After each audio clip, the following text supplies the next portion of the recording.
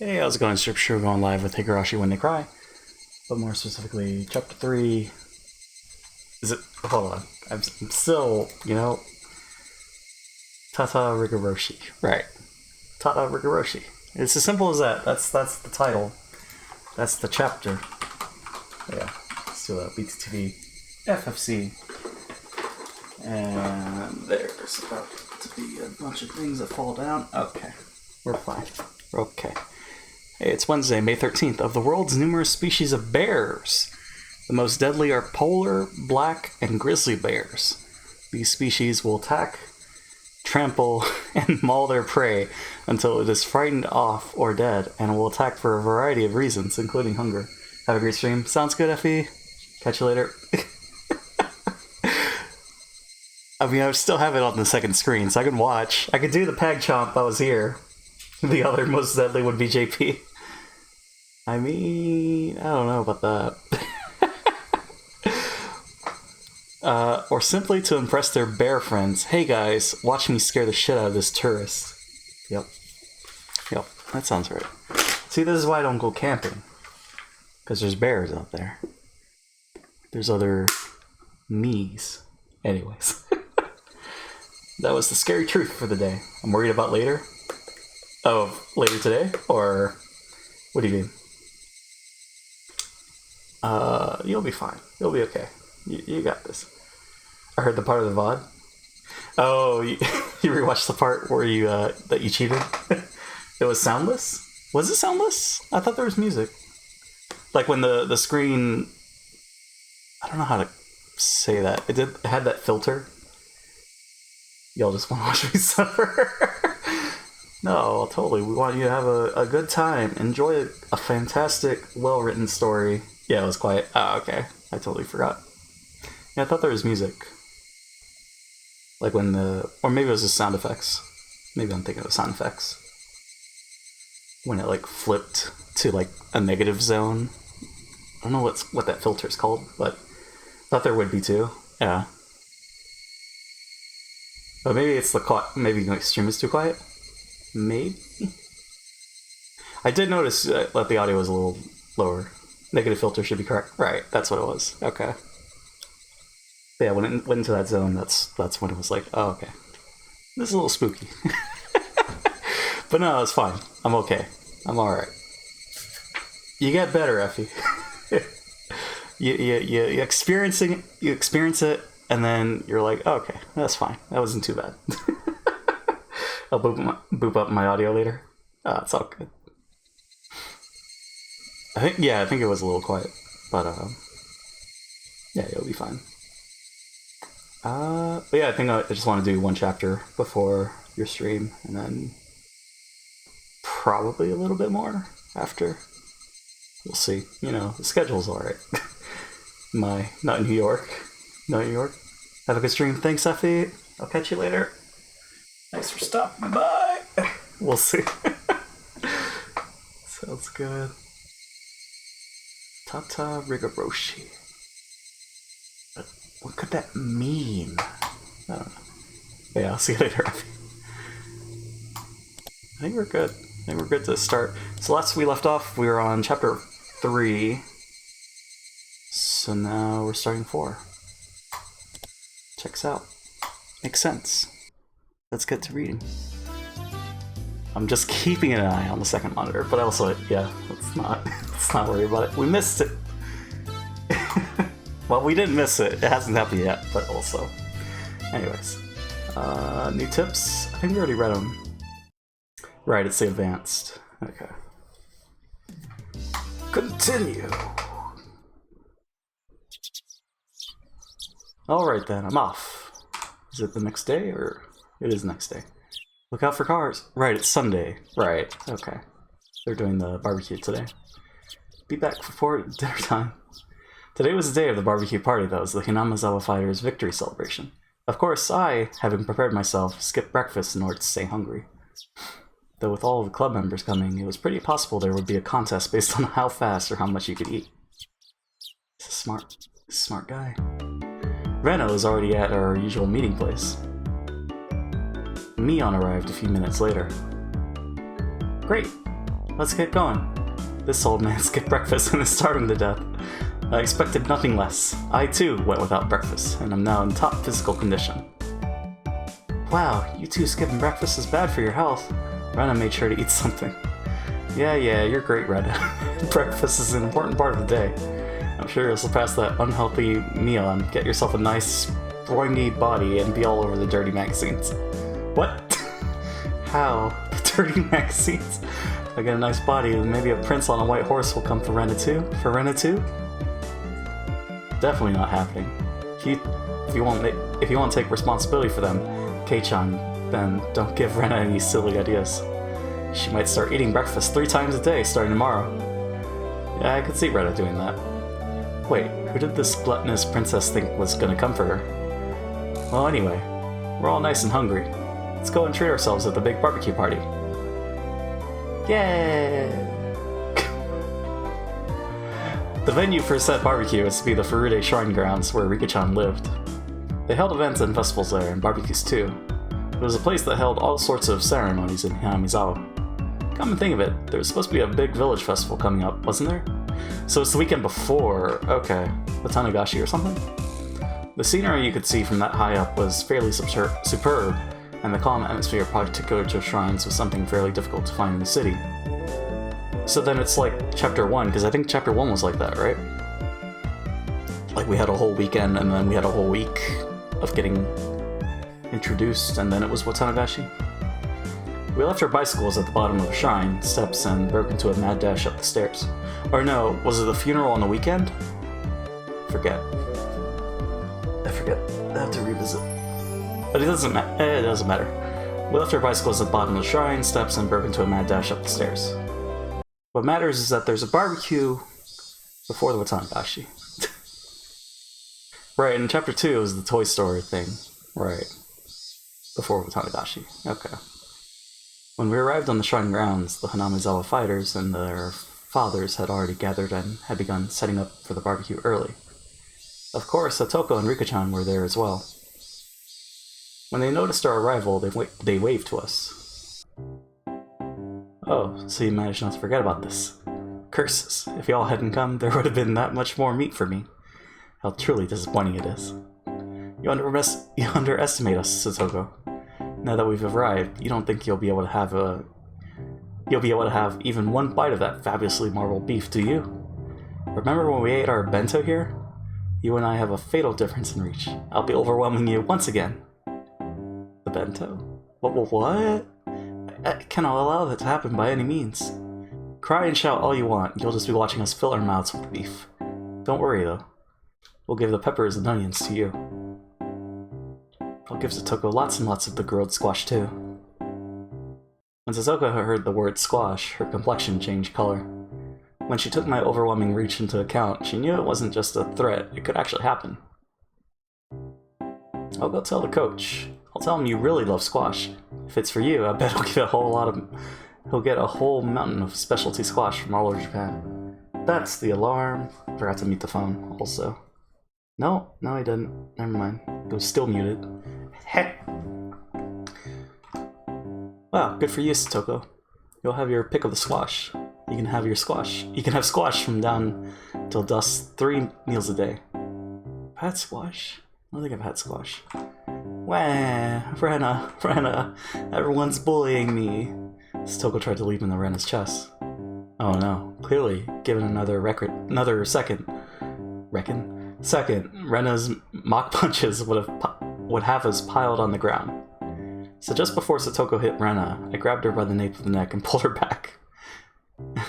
A superb reaction with only seconds of foresight, at least. It was supposed to be. But for Rena, when I caught the leaping, crying Satoko, it looked I was keeping her to myself. Bam, bam, bam. How? No, Keiichi-kun. This is Rena's, okay? I'm taking her home. Wow, Rena-san. Beat up Mion-san and Rika like that too. Whoa, hold on there. Yeah. Poor Mion. Bam, bam, bam. Okay. Now where could Rika be? There she is. Rena-san, over there. Just wait, Satoko-chan, I'll take care of her right away. Then I'm bringing you straight home. Me... Satoko, you're mean. How? Rika-chan's so cute too. How? I'm gonna take her home. Oh ho ho ho! Rika! It serves you right. Satoko laughed in a shrill voice at Rika-chan and Rena's unproductive game of tag while we watched them sprout out on the ground. Are you alright, Mibara-san? Sonozaki-san? The coach came over and lent us a hand. Yeah, this is just how we communicate, that's all. Don't mind us. If the way we communicate ends up leaving bruises on my face, then I don't want any more to do with it. You never learn, do you? Laughed the coach loudly. Made us start to laugh too. Satoko's laughter, Rika-chan's yelling, and Rena's strange voice were kind of comfortable to hear.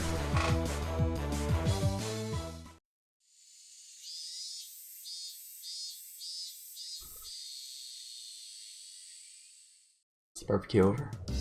The adults here knew what they were doing, so the barbecue was ready in short order. As the salad oil dripped down onto the plate with a hiss, there was a loud cheer. When the coach brought over a big plate with all the meat on it, we all cheered again. Salad oil? Wow, this meat looks amazing. Coach, you really did splurge on it. I did make a promise. Can you tell how much all this weighs? It really did cost me a lot. That A5 Wagyu beef! Of course it did. Third-rate meat wouldn't be enough of a reward for everything I did yesterday. Yeah. Satoko-chan's definitely the guest of honor today. Yeah, Satoko was the one who hit that last home run after all. She might have caught the guy off guard, but the arc it flew was long and true. Satoko is pretty athletic. Not bad at all. She could be one of the best of our generation. She doesn't fall behind in physical ability even compared to me. Maybe Satoko-chan has a big future in the world of sports. Ho ho ho ho, stop singing my phrases, you're making me blush. Munch munch. Satoko, for whom the excessive praise made her not notice the moderately grilled meat being stolen one after the other, is just far too cute. Mibara-san, this is heavy. Tomita-kun and Okamura-kun were carrying something over to us. It was a huge barbecue plate. Whoa! The barbecue's protagonist has arrived. The plate was chock full of skewers with vegetables and meat on them. The grilled, burning hot meat juices made a shh noise as they drizzled off. Gulp.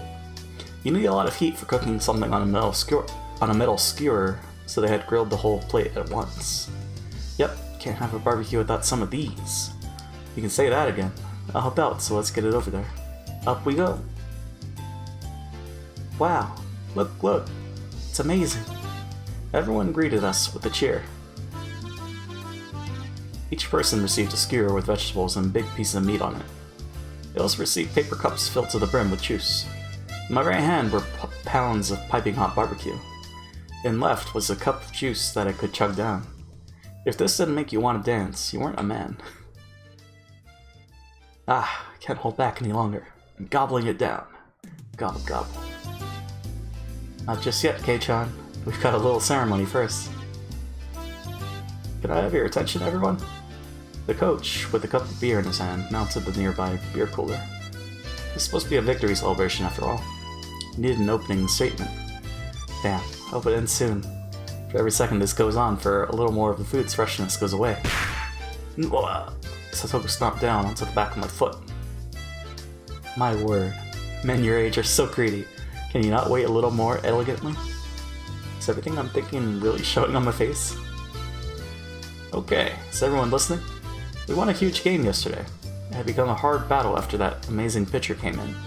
Thanks to equally reliable saviors on our side, we scored a beautiful turnaround victory. Clap, clap, clap.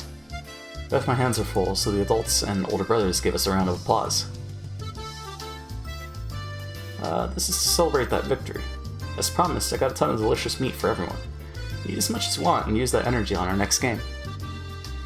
Then, after a few words of thanks to the fathers and brothers who helped with the barbecue, he let us on a toast. Cheers! They say that when toasting, you would normally down the contents of your cup. But we were young. At the toast, all of us immediately began to dig into our skiers. After that, it got really lively with everyone congratulating one another for things they did during the game. Like how someone made a great catch, or how awesome someone looked when stealing a base. Hold on. Okay, we're fine. Of course, they congratulated me too, the savior who appeared to fight against the Koshian pitcher.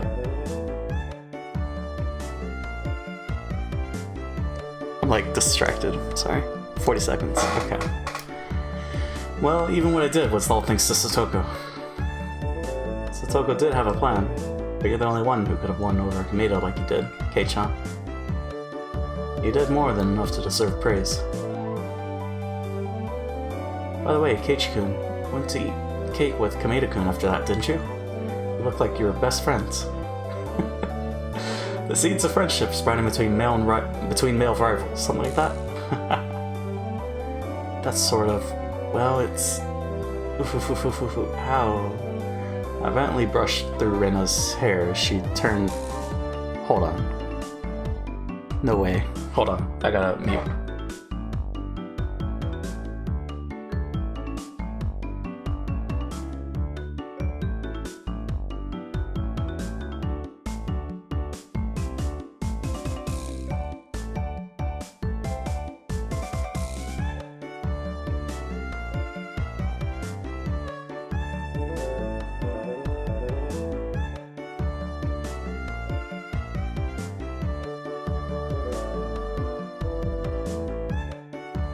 Okay, I'm back. Don't worry about it. Don't even trip. Anyway, I violently brushed through Rena's hair as she turned red in the face for some reason at the mention of friendship between males, dispersing her pleasant-seeming ideas.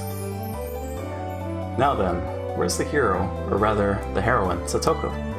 Oh, there she is. Satoko was with Rika-chan in the middle of bragging her heart out about the home run yesterday, and her teammates spared no compliment for her since even though he was going easy on her, the fact that she had a throw from a Koshian pitcher was something else. Satoko was more loquacious than usual. It seems she was in a great mood. She was flying so high that I thought for a moment about getting a word in to tease her. But she was the leading actress today, so I decided not to bully her at all. As I watched Satoko going at things as lively as usual under the sun, it struck me that it didn't quite line up with the pleasant time I'd spent with her. But both of those were the real Satoko. I didn't care which it was, her smiling happily, or making a big, lively fuss like this. Just as long as she would keep smiling like this forever. She looks like she's having fun. Quite a lot of it. The coach had approached me from behind before I realized it. As he gazed at Satoko from afar, like I had been doing, he addressed me. So I could tell he was talking about her. Doesn't it just cleanse your soul to see Satoko-chan smiling? He smiled, refreshed, searching for confirmation. I felt a little embarrassed to admit it, so against my better judgment, I played it off. Really? I don't think her smile could cleanse so much as a plate. Hoo. I'm sure Satoko-chan would be mad if she heard that. But that part of her is very cute too. Leaving her cuteness aside, I could understand him thinking Satoko getting angry for being teased would be funny. Mr. Irie, was it? That's right. Everyone else calls me Coach, though. I'd be very happy if you called me Coach as well, Meibara-san. As he said that, Coach Irie smiled, blushing a little. Coach, you seem to like Satoko a lot.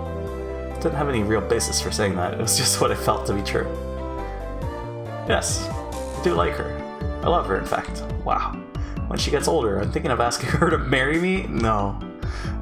What? This guy really says some insane stuff, doesn't he? After being astonished by this, I hurried to put my mind back in order. I'd heard that this coach guy was the kind of person who had said crazy things out of nowhere. According to Mion, if I took everything he said seriously, I physically wouldn't be able to take it. If I was able to ignore that part of him, he seemed like he'd be a really funny guy. Hey Bar-san? Did that surprise you? Could it be? You're going after Satoko-chan yourself? That'd bother me then.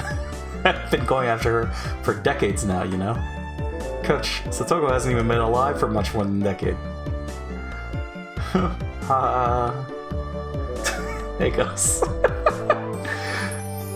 This guy. How's it going, Gus? Smile. Coach gave a dry grin and laughed. Is this how I should be doing it? I must somehow master the art of responding to this coach guy. After that, I received many words of praise for my actions, almost too many.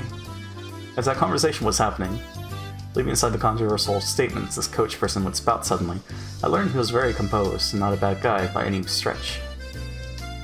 I think Satoko deserves more praise for that crazy home run she got. I honestly didn't think she had it in her. Satoko-chan's older brother was more the quiet bookworm type. She probably inherited the exact opposite skill set. Her brother? Right, he meant Satoshi. The one who left Satoko and ran away from home. Satoko's Nini. Satoshi Hojo. Do you not know about him? Satoko-chan's older brother, I mean.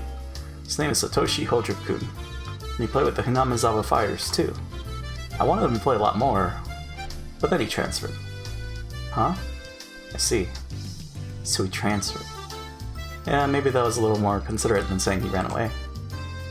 Now that you mentioned it, I think it was Rena. I think she said Satoshi transferred too. I didn't know the details of him having run away from home at the time, so I didn't pay much attention to it, but... Only your brother transferred? That's sort of unusual. JP, I'm here to periodically interrupt your reading progress with completely irrelevant comments like I always do. I appreciate those comments. Yeah, how's it going, Gus? That's sort of unusual. I like how the music just stopped. Everyone having fun was far away. And their cheerful voices distant. The chorus of the cicadas separated us from them, giving me a sense of distance. At first I thought my own voice was too soft for even me to hear. Right, he doesn't know that the guardian was killed. Though for a really long time, Coach didn't respond to my words. So at this point, I began to wonder if I had said something I shouldn't have.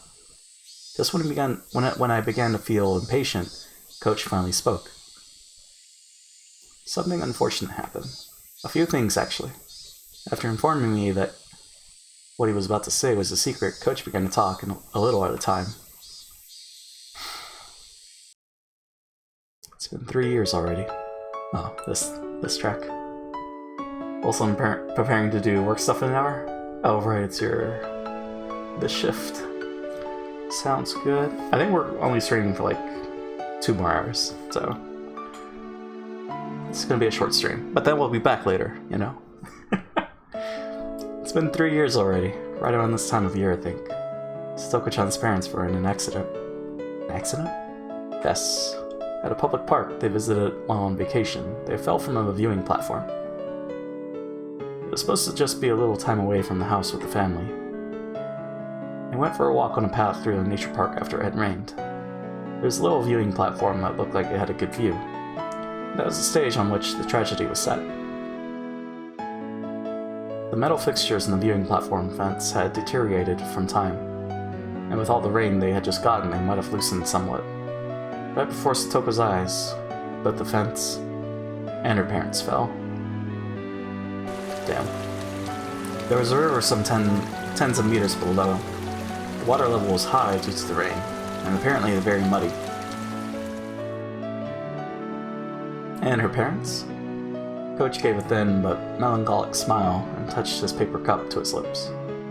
Without saying anything, I knew how unfortunate that accident was, and how Satoko's parents had left on an eternal vacation.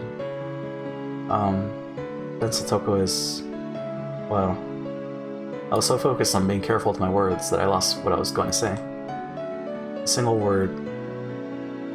orphaned. I knew how little consideration it showed and how much it would hurt Satoko without having to say it out loud. Come to think of it, Satoko lived with Rika-chan. At least that's what I thought I heard from others. Wait, Rika-chan. Her father died from illness too, and her mother soon after. I felt like I heard she was living by herself. Yes, she's living with Furude-san right now. They probably lived many discouraging days without any parents, but they've gotten along by helping each other. Going on living without the protection of parents is very difficult for kids that age, I think. Naibara-san, you could probably understand that as well. I've only survived because I rely on my parents, so the only reply I could give was to nod. Furude-san is particularly beloved by the older people in the village. As long as she's here, she won't want for much. Come to think of it, you're right. Rika-chan kind of seems like the village mascot sometimes. I don't think she'd have a hard time living here.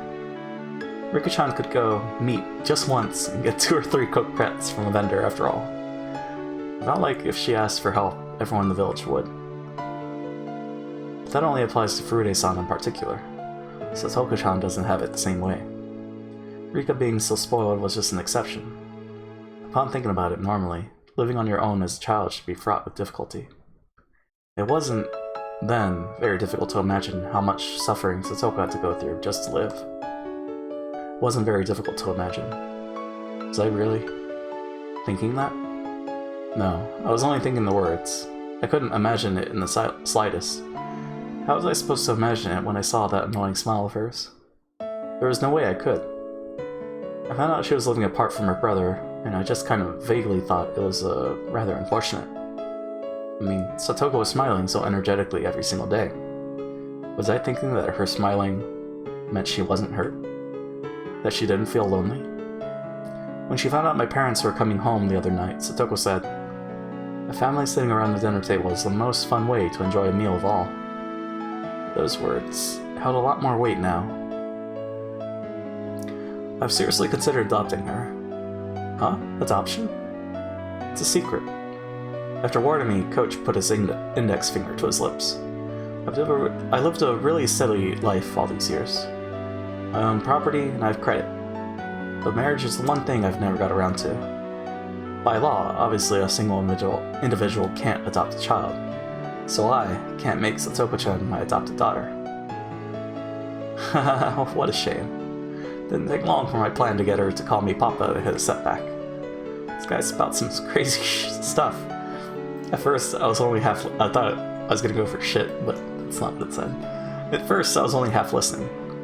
But midway through, I realized how rude that was. This coach person seriously only wished for this one girl, Satoko, to be happy. That was neither crazy nor was it nonsense. Just wanted her to be happy. Those were his true feelings. Satoko-chan's current lifestyle is probably not a very happy one, but you know, I want to make it easier for her, even if it's only a little. Of course, I can't do much for her but share my leftover food and do errands that she's not strong enough to do. You're wrong. Satoko's happy. Huh? Coach showed surprise at my having declared that.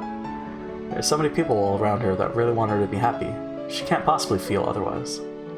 I spoke with a serious expression, quietly, but firmly, all the same. It was my approval as feelings and my gratitude as Satoko's Nini. Thank you. Still, keep this a secret from Satoko-chan, okay? If she knew I wanted to adopt her, she'd probably get mad and call me a pervert for wanting me to call her Papa. I wonder. Satoko may have been somewhat childish, but she was still able to empathize with people. She'd call him that. I knew it. As if my feelings had gotten across, Coach grinned, satisfied, and returned his gaze to the hustle and bustle before us. Her parents and her older brother. She lost her family and had no relatives and was huddled up with Rika-chan, who was in the same situation. Satoko Hojo. It wouldn't be odd for her to look at her life with despair, but she didn't seem to feel that way. She lived energetically, with a smile. I wanted her to keep smiling forever. It was a naive wish, and yet it was one that he couldn't help hoping for. So the words that I spoke were the same. What a coincidence. I think the same way. Oh, you too, Meibaru-kun? Then what? Then that makes us friends. Let's make a promise. A promise? It's a very simple one. The coach said this, giving me a grin. That we will never ever make her cry. It was short and to the point. Yeah, I promise too. Coach nodded happily. We exchanged no more words after that. We just sat there comfortably, gazing at Satoko and everyone else having a good time. Wait, did he make the promise, or was that Coach?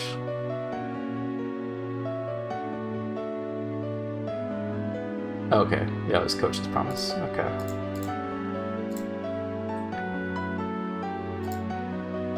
Just sat there comfortably, gazing at Satoko and everyone else having a good time. She certainly lost family, but there were people watching over her. How reassuring must that have been? Just hypothetically, if you did adopt Satoko, what would you do? That's a tough one. Coach gave a wry, happy smile, then exaggeratedly tilted his head in contemplation. Oh. Well, first I would get her to call me master, and re-educate her in the ways of a maidservant. Huh? What? How does this guy always pick the craziest time to say the craziest things? Maybara-kun. I haven't said anything yet. Well, what are you talking about? I heard it loud and clear. Oh, that's right. Oh, no way. She's here? Oh, that's right. I clearly said I would put Satoko on a wooden bondage horse and make her my meat slave. Ah, that sounds nice. Satoko-chan on a wooden horse.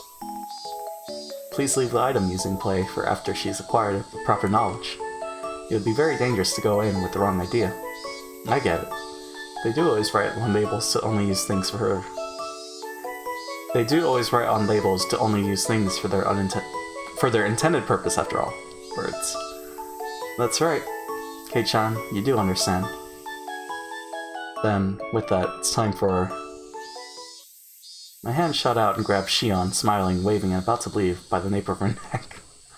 Hey, wait right there. Don't just show up out of nowhere and start saying crazy stuff. Speaking of saying crazy stuff, I thought the Satoko love talk you were having with the coach was pretty crazy too. I can perform a reenactment of the adoption bit. Wanna see? What? You've been hiding ever since then? Kei-chan, you can't even beat my sister. You're 100 years too early to challenge me. Coo. This was Shion Sonozaki, the younger of the Sonozaki twins. Though she hadn't a scrape of the reserved quality you'd expect from a little sister, she was a villain no better than her older sister Mion.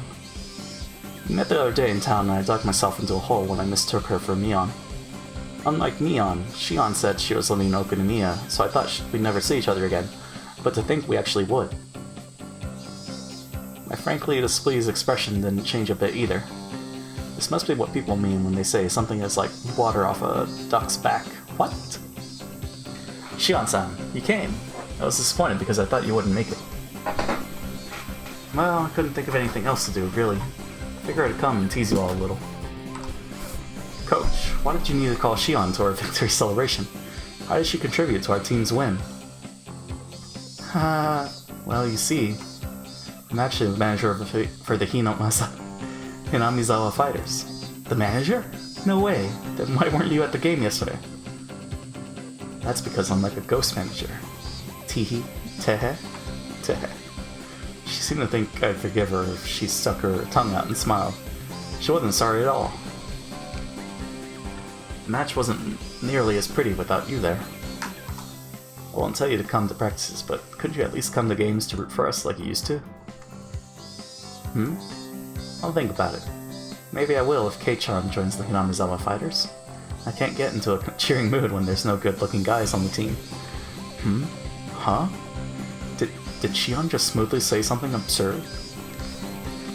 Shion! You little... Where did you come from? Suddenly, Mion came running over, latched onto my shoulders, and pulled me towards her. Ah, it's Mi-chan's little sister. Hello, Shi-chan. Hello, Rena-san. I'm honored you remembered my name. We only met once. Oh, not at all. Thanks for remembering Rena's name too. Cut the stupid greetings. You're not allowed to solicit Kei-chan. He's the hope of our club. Don't pull him out and put him in baseball like he's some kind of plant. Mion gave a low growl as she grappled my arm. She looked like a little girl desperately clinging to her toy. Yep, Keiichi-kun is the star rookie of our club. We could never trade him away. Rena's smile hid a nonchalant bloodthirst. She was blocking Shion's way, ready to unleash an ultimate attack if she got within 2 meters of me. I felt like this is gonna turn into a bloody battle. That's too bad. We'll leave the negotiations for another time. You don't have the right to negotiate. Coach, why did you call Shion here too? She's a ghost member. She's been slacking off for the last year. I just thought it would be even more fun if Shion-chan was here. Yep, definitely worked.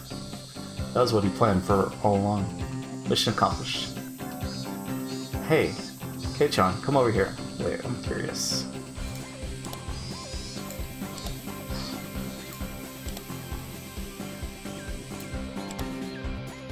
Such a weird sprite for him.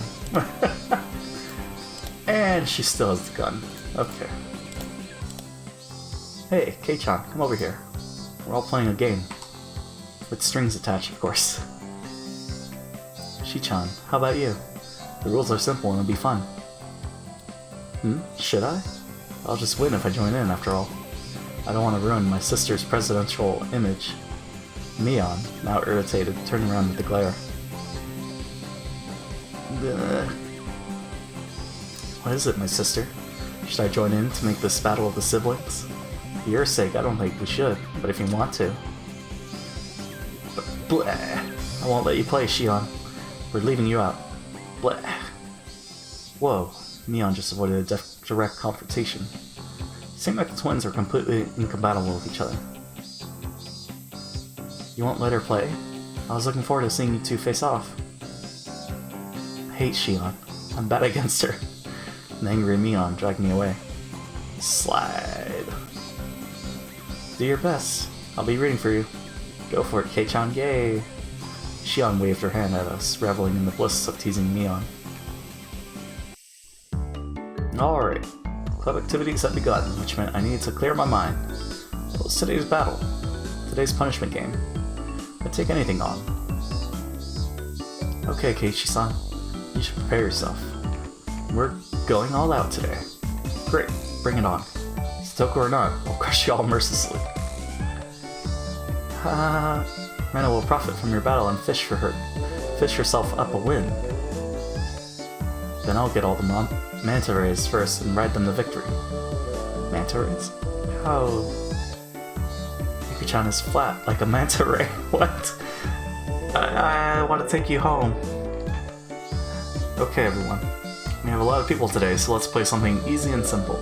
Today's game is... Oh, cliffhanger? Cliffhanger, I guess. You know? Let me check something.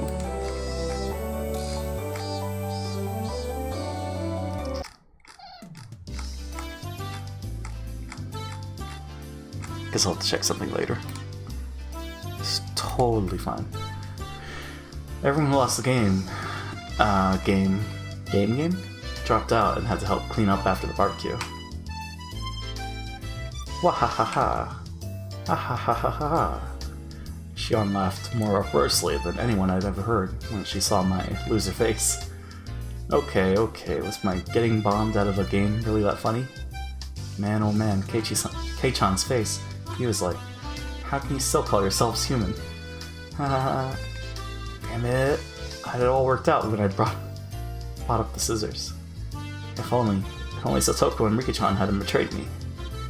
It was going great while we had maintained a united front. But Satoko had been quicker to betray me than her. She was just a tiny bit better than me. Urgh. I warned you about trusting Satoko. Tomine-kun and Okamura-kun were unanimously wearing I told you so faces. Incidentally, those two were victims of Satoko's traps pretty early on as well. Damn. I was trying to do well enough to make up for you two. Once again, for the showdown, it didn't matter. Maybe this meant I still couldn't match up to the other members yet. You were going to have the lowest ranked member of the club play a punishment game, weren't you? Shion remarked, as though forcing me to recall something I tried to forget, even for a moment. Is that right? Come to think of it, Mibara-san, when you came up with the punishment game with the president, you looked really heated up. What on earth did you decide on? Earlier, Mion told me to get an Angel Mort uniform ready. Does that have anything to do with it? Told me to get the biggest size I could find. Tomine-kun and Okamura-kun were giving me these complex, indescribable looks, mixing empathy, pity, and desire to see something scary, all at once. What? Ha ha ha! Wahahaha! All she could do now was laugh. Strangely enough, the more she laughed, the more I felt like it was actually funny. Oh god. I lost. Oh my. Maibara-san, what's the matter? You're smiling, crying, and howling. It's okay, he's just pretending not to like it. He can't hide his excitement at the opportunity to gain valuable experience using the punishment game as an excuse. Right? What do you mean valuable experience? I held my head in my hands in agony. My state of mind could be summed up with the three-letter word. It was sob. Coach gently put his hands on my shoulders. Was he comforting me? Maibara-san, in times where you must accept hardship, you should imagine that you're a domesticated maid. See? Don't sadistic things seem kind of fun now? Yeah, it's nice, isn't it? Red in the face and indulging in his imagination, still holding my shoulders, Coach said. Oh, master. I started twirling around like a ballerina. I had to wonder what kind of word associations he had going on in his head. At the very least, it was much different than what was in mine. The first thing that comes to mind when I think of domestication certainly isn't maids. Tomita-kun, Okumura-kun. Your coach is pretty funny. Surprised he can even be a coach. Tomita-kun and Okumura-kun exchanged glances and answered with dry smiles. Then they added that he was a really nice person most of the time, which is something you'd normally say about a person like that. What?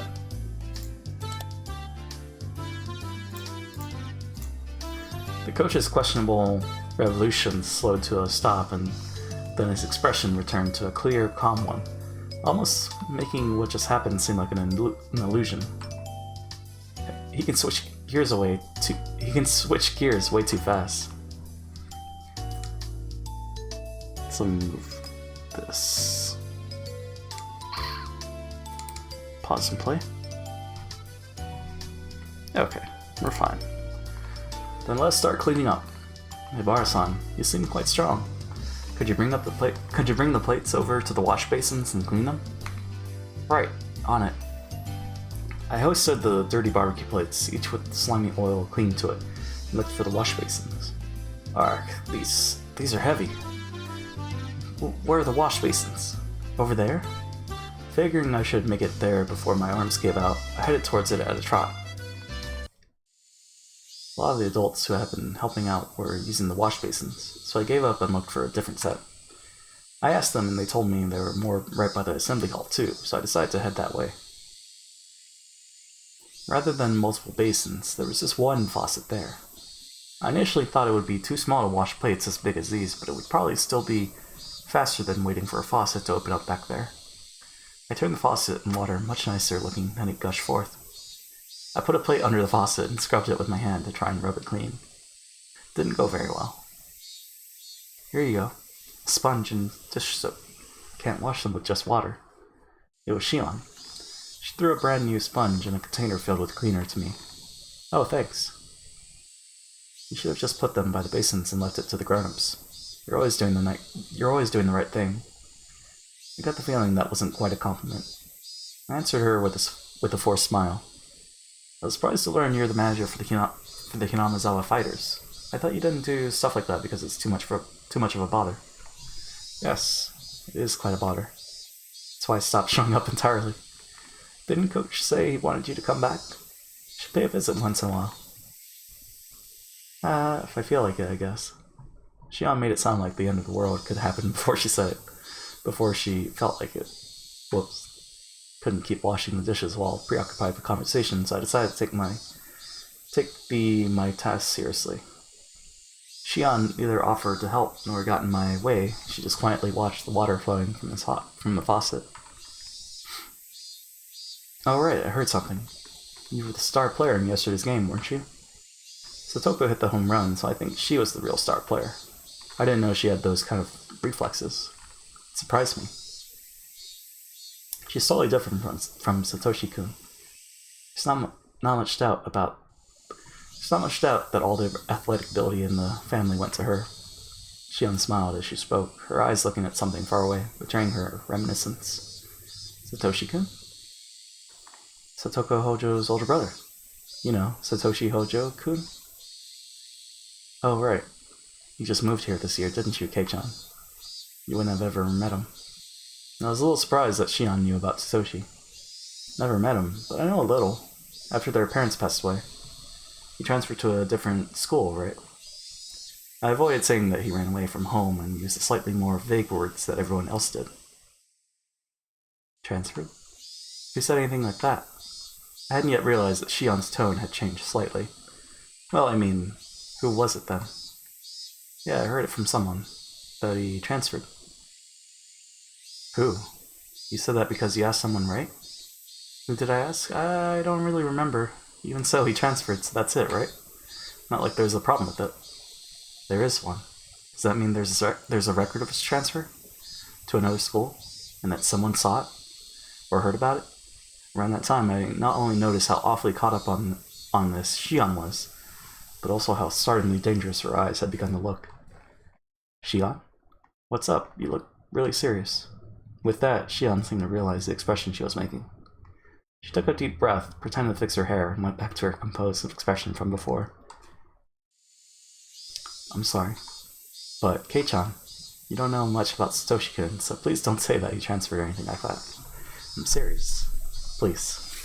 I realized I must have said something I shouldn't have, but I wasn't immediately sure of what I should apologize for, so I just said one safe word for now. Sorry. I just sort of heard he transferred and believed it.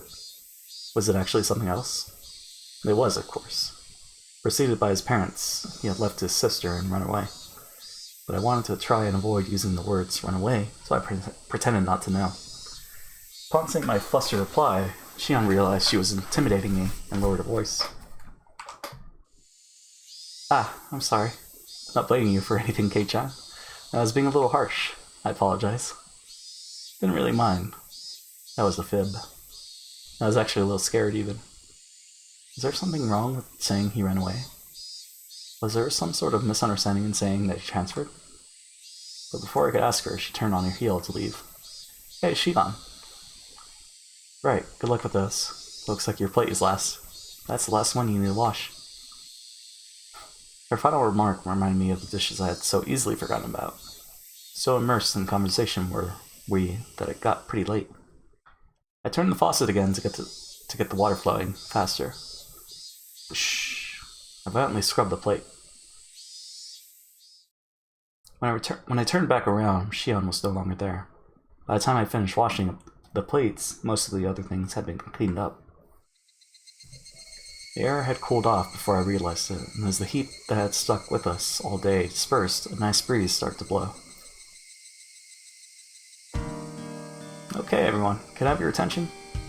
Coach got everyone together to make his closing remarks. And with that, another fun day drew to its close. In the end, Mion ended the game with a magnificent victory.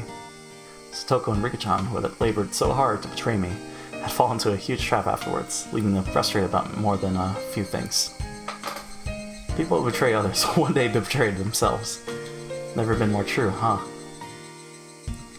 Nah, you're not the one I want to hear that from, Keiichi-san. Rena didn't fall for anyone's tricks. That's how I got second. Second! It's not first. Rena doesn't buy into lies very easily. She has a sharp wit. I'm surprised. She seems like she would fall for the first lie to come her way. Funny you should say that, Kei-chan. You desire to prey upon others, and right away you became the prey instead. Make sure you don't fall for those dumb schemes that promise higher returns the more friends you rub in, okay? Yeah, I'll try harder. Sob. Even good friends will lay traps mercilessly, and betray everyone in sight once they get into a serious enough game. But despite that, once it's all over, they can feel refreshed and laugh together. It reminded me of how we were all such great friends. Anyways, I'm looking forward to Keiichi-san's punishment game. However, can you really implement such a thing? I would think the store manager would have a thing or two to say about it, no? I wonder. Maybe Keiichi-kun will be really cute. Cute? Kinda wanna see how. I am on the edge of my seat. I will trip him up and make him wipe the floor. That would be great. Coo. Why couldn't I win now of all times? Whenever I think I'll definitely win today, and that I'll make someone else play the punishment game, I lose. Is it not enough? Do I not believe hard enough in victory? Whoa. Oh ho ho ho. The wailing of the loser tastes like sweet honey. How sad, how sad. Pat pat. This is how you get stronger, Keiichi-kun. It's like I'm looking at Michan from last year. Michan last year? What did she always lose and moan about in the past? No, what? Did she always lose and moan about it in the past? Oh, very interesting. I didn't know our undefeated president, Mion, was once like that. No need to talk about that. Mion hastily covered Rena's mouth. Everyone watching burst out laughing. Finally, Rika-chan pulled on Satoko's sleeve. Okay, we should be going soon. Oh, yes, we must go shopping for dinner, mustn't we? Wanted to keep talking like this forever, but it was getting late. We split up with Satoko and Rika-chan and decided to get on our way home. Alright, bye. See you tomorrow at school. Everyone waved to each other and split up for the short time between now and tomorrow. Okay, let's go. We began walking down the tall staircase leading from the shrine grounds. As the sun started to set, the afternoon's heat began to disappear as though it were never there. Just listening to the chorus of the Higurashi was enough to make me forget about how hot it had been today. Come to think of it, it's still June, huh?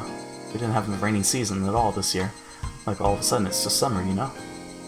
I thought about it, she was right. It was June, the season of long rain, of hydrangeas and snails. I haven't seen a real rainy season since transferring here. According to the weather forecast, it's supposed to get more rainy during the first part of the week. They were warning people about heavy showers. Hope it doesn't run to Watanagashi. That's right. The rainy season is supposed to be rainy. Rena likes all the rain in the rainy season. What? So much rain just makes me depressed. Hey, Kei-chan. Huh? Ah. I was a little spaced out, so I was late in answering Mion. I was thinking back to my conversation with her sister. Oh. When I said that Satoshi transferred, Shion clearly got angry. She was mad at me for saying something so careless. I mean, it may have been a vague way of skirting around the fact that he ran away from home, but I don't think it was so bad that Shion would need to feel mad about it. I wasn't really satisfied with it.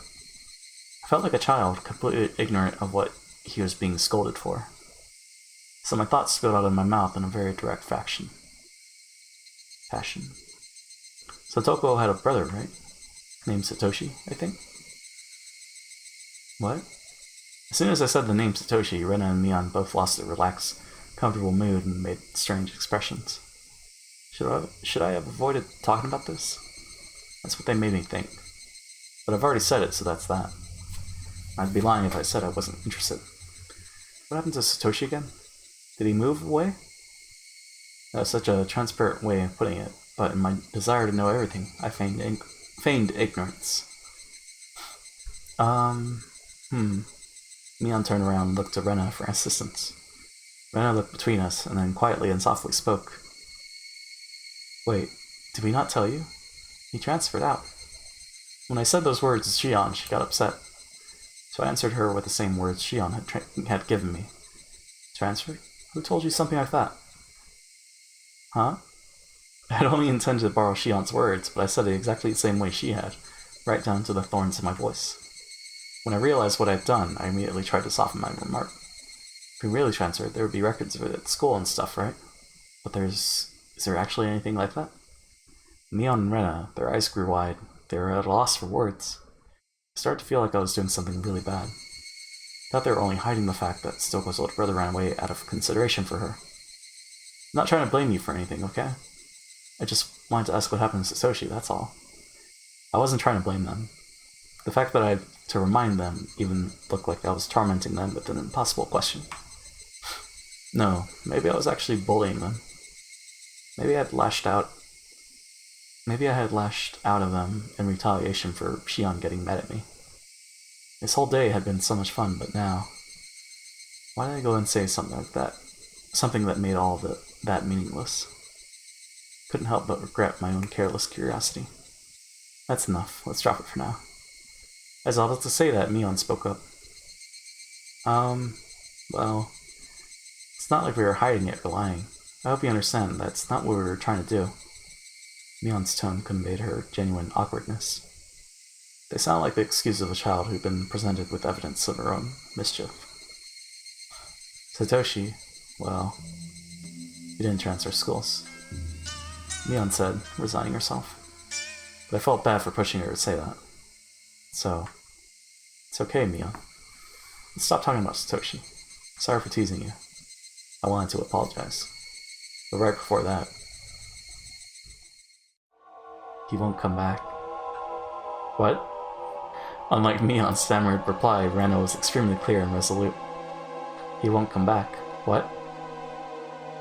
He won't come back home ever since that day. He won't come back. That was a very strange way of putting it. Normally you would say that he hadn't come back yet. At least I thought you'd only say it like Rena did if he wasn't capable of coming back. You wouldn't say it like that when talking about someone who ran away from home. What do you mean he won't come back? Where did Satoshi go? Don't know. Rena's word choice felt very cold to me. It was so cold that I couldn't muster a response right away. Well, she's right. After that day, Satoshi hasn't returned home. Mion noticed the deadlock between us and hurriedly followed up on what Rena had said. Well, that is, everyone in the village searched for him, and we even got the police to help us look. And, well, they started thinking that maybe he ran away. They started thinking maybe he ran away? When running away from home, I thought you were supposed to leave a note or something. So when Satoshi ran away, he probably have left some kind of letter apologizing to Toko. That was just kind of what I figured. But from the way Mion was talking, it seemed a little different than just running away from home. The police did an investigation. Satoshi had been earning money at a part-time job, and then had some put aside. And they learned that on the day he vanished, he withdrew it all. And then at Nagoya Station or something, they spotted someone who looked a lot like Satoshi. He withdrew all his savings to fund his escape from home. Was that it? It seemed consistent enough to me. But before I could say anything, I think that's a lie.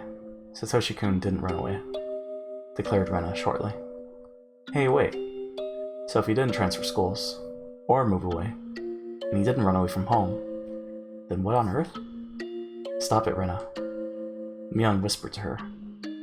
Rena, however, continued without interruption. And then she said this. Demoned away. Because it was Oyoshiro-sama's curse. Huh? A curse? It took some time before I understood what Rena meant by that. Mion clicked her tongue and shook her head a little. Satoshi talked to me before he disappeared. He said someone was watching him. Stalking him. Oh god, she's got the eyes. They even followed him home. Told me that when he went to bed, they were standing there at his bedside, looking down at him. Stop it, Rena. It's important of Oyoshiro-sama's curse, there's no doubt. I think somewhere deep down, Satoshi-kun was probably thinking about abandoning Hinamizawa and running away. And Oyoshiro-sama wouldn't allow that. I said stop it. Oyoshiro-sama is the guardian deity of Hinamizawa. He would never allow anyone to abandon Hinamizawa and run away. I apologize for it. But Satoshi-kun probably didn't. Oh god. It must have been Oyoshiro-sama's curse. Oyoshiro-sama's curse? I hadn't intended to repeat it, but the words came out of my mouth anyway. Oyoshiro-sama's curse. The police may have said he ran away, but I don't believe it. I won't believe it. Not ever. It's just a lie told by the self-important people in the village who don't want to admit it was the curse. And whether or not you believe in Oyoshiro-sama's curse, it's... well. Mion struck Rena in the head. And not in a joking way either. I told you to give it a rest, didn't I? I try to be nice, but you're pushing me to my limits. Pushing her to her limits? Actually, there was plenty of displeasure and anger in Mion's face at that moment. For a few moments after being hit, Rena looked astonished. Perhaps the voices of Higurashi calmed her frantic mind, because after a little while she regained her original calm expression. Was it when she started talking to the curse that's when her eyes did the thing? Probably. We arrived at the place we all split up with Mion. No one said a word until we got there. The voices of the Higurashi just tortured our ears with their buzzing. We'd always split up with Mion here, leaving just Rena and me. Hey, Kei-chan. Didn't I promise to lend you some manga? Want to come over real quick? Huh? She promised that? However, I quickly realized it was a convenient way of saying she wanted to talk to me alone. Oh, I see. Okay, then Rena will go home. Maybe she realized it, maybe she didn't. Thankfully, Rena quickly said she'd go home before us. Bye, Rena. See you tomorrow. Just gonna totally ignore the punch. Yep. See you tomorrow. Eiji-kun, don't be too much of a bother now. It's already evening. I'm just gonna borrow a few books. See ya. Considering the fun day we had, it was a very insipid, lonely parting. Insipid. Hey, don't worry too much about before. After a little while, Mion finally spoke. Quite some time had passed since splitting up with Rena.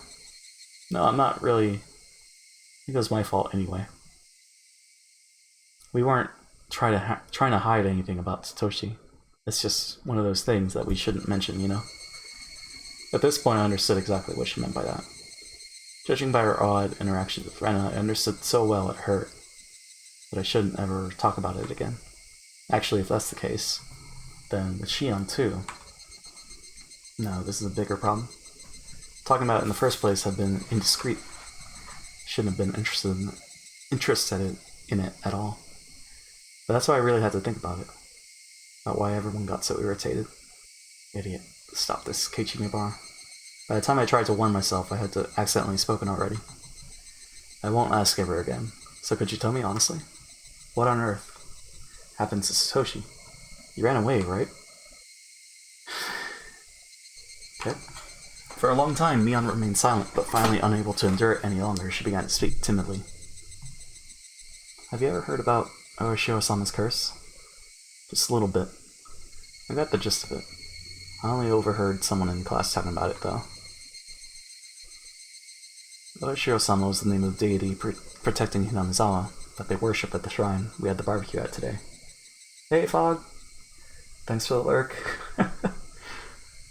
And a few years ago, when they started talking about flooding Hinamizawa as part of the dam project, one of the people who worked on site died or something, and people blamed it on Oishiro-sama's curse.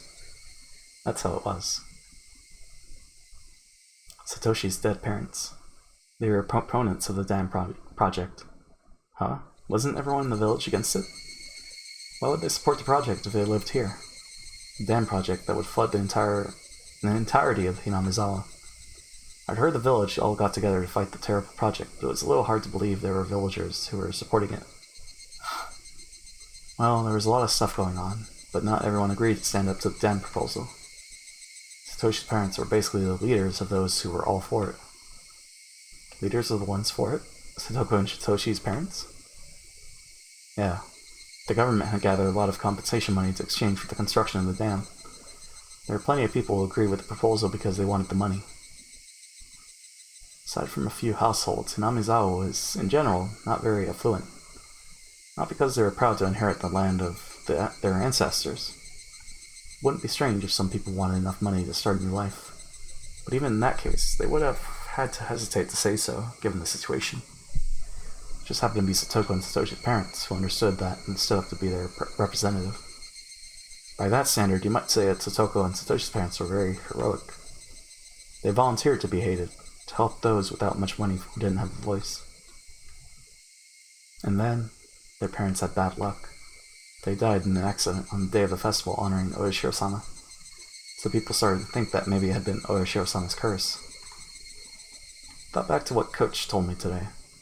They went to a nature park on a family outing and fell from a cliff. So people thought even Satoshi running away from home was because of Oishiro-sama's curse? Well, yeah. Basically. It was a bit of an evasive reply, but I felt it was wrong to ask any further, so I didn't press her for details. I don't think I need to explain this, but For Satoko, her parents' accident and Satoshi running away, and all the business about Oshiro-sama's curse, none of it's a very happy story, you know? Yeah, of course I knew. Could only nod silently. That's why we're not mentioning anything about Satoko's family. Even if someone asks about Satoshi, we just lie and said he transferred schools. You don't understand why, right? They wanted to protect Satoko's happiness, her smile. As someone who thought that way once, even for a short time, I really did regret having been imprudent enough to broach the topic to begin with. Yeah, I get it. I'm sorry I asked something so careless. When she heard that, Mion smiled, seeming a little relieved. With that understanding, thinking that I should get going, I began to make my way home. I could really have stopped by Mion's house, but it was already late. Stop by again the next time I had the chance. Bye then, Mion. Sorry about today. See you tomorrow. Yeah, goodbye. We waved to each other. Then, suddenly remembering something, Mion called out to me. Kei-chan, one more thing. Not only around Satoko, could you keep quiet about Satoshi with Rena too? Huh? I think you realized earlier, but for some reason when it comes to Oyoshiro-sama's curse, she gets extremely serious. Ever since she transferred here. Yeah, judging by how Rena was acting earlier, it was clearly no laughing matter to her. Mion had interrupted the conversation for us. But if Mion hadn't been here, what might have happened? Why would Rena be so serious about it? Not only Rena either, but Shion too. I don't know. Rena is... Oh, this is a secret, okay? If you tell anyone, we're not friends anymore. Mion emphasized this as her expression clouded even further. I won't tell. What's this about Rena? She said she's been a victim of Oyoshiro-sama's curse before. Huh? Well, it may sound mean, but I think it might be a bad case of a persecution complex, or some kind of wrong assumption. But she says so herself, so I believe her. If I poke fun at it, she gets pretty upset. Rena jokes around all the time, but she's really scary when she's mad. I get it. Don't talk about it in front of Rena, right? About Satoshi. Yeah. If possible, I think we shouldn't talk about this ever again. For her sake, and for Satoko's. For everyone else's too. And I must say, for your own sake too, Kei-chan. With her silence, Mion made sure I knew that. Yeah. Okay. I got it. Thanks. Saying only that, she waved her hand and began walking away. I watched her go, a little dazed, and then started walking myself. Satoko's older brother, Satoshi. Had he run away from home? Or had he been a victim of a curse and disappeared forever? Whichever the case, none of this was anything I should have asked about. The cooling air forced me into self-reflection. I wanted Satoko to smile. Yet my curiosity easily defeated me, and I frivolously tried to step into the dark side of things in a joking way. Shameful. I wanted today to be exactly like yesterday. I wanted tomorrow to be just as fun as today, too. So why did I go and do something like that? We were having a blast at the baseball game yesterday, and today we had a blast at the big barbecue party, too. It was a lot of fun, but then I went and almost nullified all of those fun times. I would have to be more careful starting tomorrow. I would put all this unpleasant stuff behind me forever. Like hell, I'm gonna let my enjoyable life end because of how careless I was today. But the more I thought that I'd be more careful starting tomorrow, the more I couldn't get rid of the ominous thought that I had already put an end to those enjoyable days with what I'd just done. Hey, wait. Calm down, Keiichi Mibara. The gears of destiny are freaking gigantic, aren't they? What happened just now was trivial. It doesn't make any sense to think my life will be totally different starting tomorrow. But even though I understood it logically, the mist in my heart wasn't going to fade until tomorrow turned out to be as fun as today. I'm acting weird. I'm thinking a little too much about that conversation. I wish tomorrow would come already. I wanted it to make me understand how absurd my insignificant doubts really were. The night was long.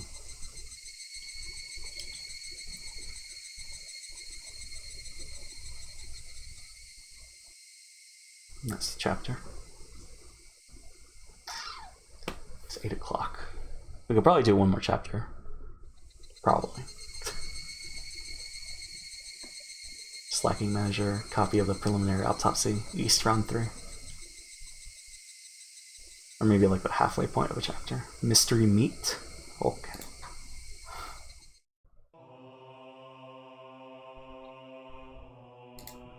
Slacking manager. Shion-san, why don't you help out a little? Are you asking a girl to carry something heavy? This is why you still haven't found a nice lady at your age, coach. Well, you see, at times like these, here's what people say. Ahem, it's none of your business. Ha. He was loading the station wagon with heaps of equipment we'd used for today's barbecue meeting. All the fathers and sons who had helped were starting to get on their way. Alright, so, Shion-san, why did you come all the way here? If you rode here on your bike, I can give you a lift. I did, but I'll be fine riding back. I appreciate your consideration. I was glad you came today. Things don't quite fit together without the manager here. Am I still the manager? I've been shirking my duty for an entire year, so maybe you should just fire such an incompetent manager already. Alright. If you say you want to quit, then I'll fire you whenever you want. Grr. That's not fair. Let me go soon, please. Every time I don't show up at a game, I get an annoying phone call, and I can't stand those. If you were more honest with yourself, Shion-chan, you'd be far cuter. Your father is so sad. Where did he go so wrong as to deserve such a rebellious daughter? Oh, perhaps if your father catches you in a big, loving embrace, you'll open your eyes? Well then, don't mind if I do. Come here. Coach was fooling around with all his might, but Shion just smiled into the distance without responding. Nothing's changed. You're still a weirdo, Coach, and everyone's still lively as ever. Even though Satoshi-kun isn't here. Is that what you wanted to say? He'll come home. I'm sure of it. He has someone waiting for him. Humph. Say whatever you want. Sure is cruel, isn't he? Going off to who knows where, leaving such a cute girlfriend behind. Eh? Girlfriend? Who? Who? Huh? Jeez. Quit laughing already. Coach. Ha ha ha. Wahahaha. Coach bent over and laughed heartily for a little while. We'll see each other again. Please come and root for us once in a while, okay? If I feel like it. I have no desire to be the manager anymore, after all. That's fine. If you don't like it, I'll fire you. I'm not the kind of person who likes forcing people to do things against their will. Grr. Okay, fine. I'm sorry. You win this round. If I feel like it, I'll come root for you, so for today, just be patient. Hoo. Whoops, that time already? It's past time to return all this. I'm already making them wait for me. I'll be leaving for today, then. Let's meet again at the next game. Yes, if I feel like it. Goodbye, Coach.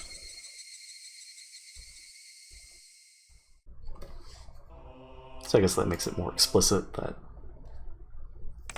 she had a thing for Satoshi. The autopsy suggests the victim was killed in the following manner. Entire body bound in restraints. Traces left behind from when the body seemed to have been bound indicate a usage of a specific restraining table rather than a rope, or another common method. Finger joints on either hand appear to have been bound especially tightly. Highly likely that the table was either specially made or homemade given this information.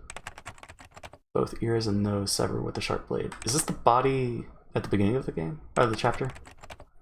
Traces of the restraint and other things seem to suggest there was at least one more other than the one who severed these body parts holding down the victim's head. Possible that multiple blades were used, with one of them most likely being scissors or shears.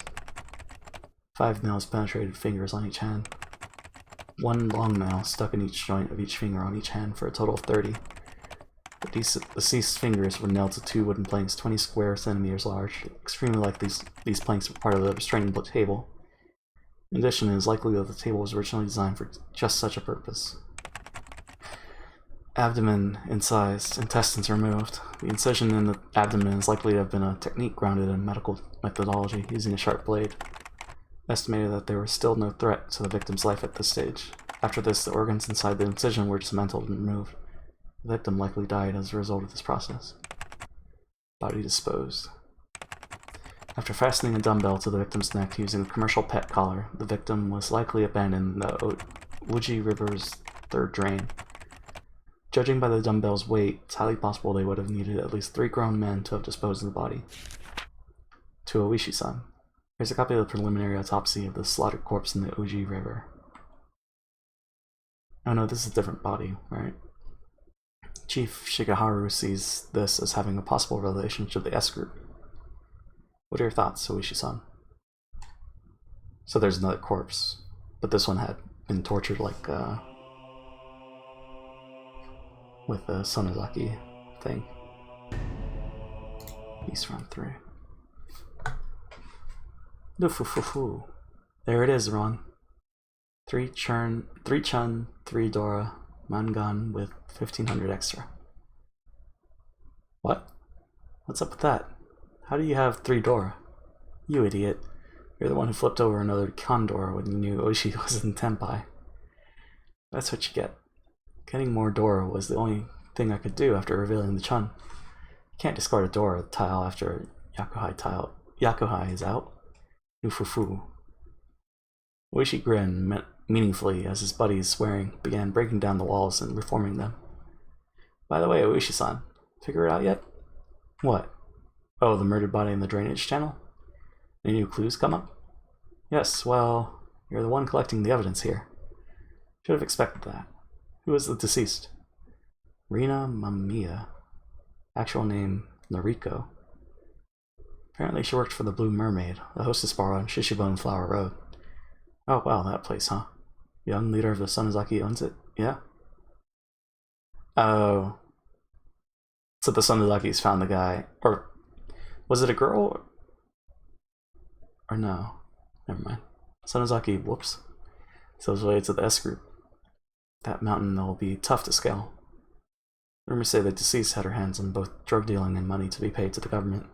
And on a pretty significant scale too, from what I've heard. A woman getting her hands on Yakuza tax money. Sounds like a man's behind it. Not a lot of women do that sort of thing themselves. Fufu. Well, she's dead now. They can't have anything to do with it. About that, Oishi-san. Her man's apparently alive. Alive? Then maybe he'll die soon. Vermin usually exterminate other vermin. I think we have a very nice self-cleansing system going on. Anyway, her man. It's, well, Tepe Hoja. Tepe? Hoja? Who's that? Tepe Hoja. The husband of the housewife who was beaten to death last year in Hinamizawa. Heard he disappeared after the incident, though. I get it. He was staying at his lover's place, huh? And so the Sonozakis grow ever more suspicious. Where is he now? He was living in a woman's apartment. So it's the... right. Oh, they just said it. He must have thought she abandoned him, so he's been searching around shops and other gathering places. So he's alive. So he's around. Where does that leave Satoshi, though? Alright, let's go and save. Let's see how far we can get with 1 hour. Morning, Keiichi. My, what time did you go to sleep? Did not sleep well last night at all. My mother could tell from a single glance. I had the worst dreams. Nightmares. Very ominous dreams, one after the other, again and again. I woke up after each one, but could never even remember a fraction of what they had been about. But it was like those dreams were predicting something unpleasant. I woke up in a terrible mood. Hey now, every day has been calm and fun before today, right? Those days should continue on, unchanging. And yet, anxiety was the only emotion growing within me. Why was that? Nightmares reflect your own anxiety. They show an uneasy mind that which you wouldn't admit to normally. Yesterday, I remembered the ominous conversations about Satoshi I had with Shion, Mion, and Rena. Right. My mind felt like it was in a black fog because we had talked about that. If If I'd lived every day without causing a fuss, my reward would be ever more peaceful days. I understood that, so why did I cause such discord? But now that I thought about it calmly, a simple verbal slip on my part couldn't possibly change the world. Yeah, as long as I'm sorry for doing it and never talk about it again, there's nothing that anyone can blame me for, right? Besides, how would my fate possibly change just because I talked about that? Nothing was gonna change. Yeah, nothing would change. Nothing would change. Nothing would change. Ha ha ha. That's a creepy smile. If you're still half asleep, then go wash your face. Finally cheered up enough to smile, and Mom slapped me right back down. Now I was irritated again. There wasn't much time left before I had to meet up with Rena. I frantically started to get ready to go to school.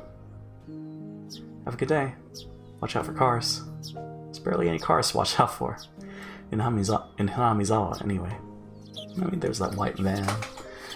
Dashed out the front door. The morning air was far more refreshing than the water on my face. That's right, Ch.3. If you're sorry enough about it and reflect upon your mistakes, that's enough. Now let's pull yourself together and get to school. Return to fun, enjoyable days, where everyone laughs, plays, and just has a good time. I'll be nice to Satoko as an apology too. Yeah, wasn't I supposed to be your Nini until Satoshi got back? Good morning, Keiichi-kun. Rena too looked nothing like she had yesterday. Looked nothing like she had yesterday when she said that weird stuff. If I could only forget, I could still act like nothing had happened. So I called out to her with all the energy I could muster. Hey, morning, Rena. Early as usual today. She gonna make it weird? Okay, no. Morning. Good morning. There was a little time before the same old morning homeroom began, but Satoko and Rika-chan were unusually absent. Maybe they went to play somewhere. However, looking over and seeing none of their things, so it looked like they really hadn't come to school. Oh, whoops. They're almost never late. Rena seemed to be enjoying herself thinking about what their excuse for being late would be. Mion said something nonsensical as well, imagining how funny the reason they were late must have been. I only come to school to see their energetic faces, since I figured it would get rid of these feelings I have. But the load on my chest remained where it was. It wasn't very pleasant at all. Morning, everyone. President, if you would. Everybody stand up. Our teacher finally arrived. Then, finally, I heard the pitter-patter of footsteps running down the hall. Oh hey, clatter. Rika-chan was the first to run through the open door. And then Satoko. Didn't come. Oh. Well, what happened to her? You're late, Furude-san. Where's Hojo-san? It was unusual for Rika-chan to be late, but equally unusual for Satoko, a ball of energy, to be absent at all. Everyone's eyes were wide at the series of strange events. Satoko might be a little bit late. Has she come down with something? Teacher walked over to Rika-chan and they started talking in hushed tones. Rika-chan is late and Satoko is absent. I guess crazy things can happen. You're right. But I wonder what happened to Satoko-chan. Is she sick? Why now, when I most wanted to see Satoko's energetic face? The unease that I had been building since last night tightened with my chest. Kei-chan, you worry too much. Sometimes girls of her age can't help but stay homesick. Coo. Mi-chan, you're not supposed to say that around boys. Mion laughed indecently. Normally I would laugh along with her, but right now I just didn't feel like it.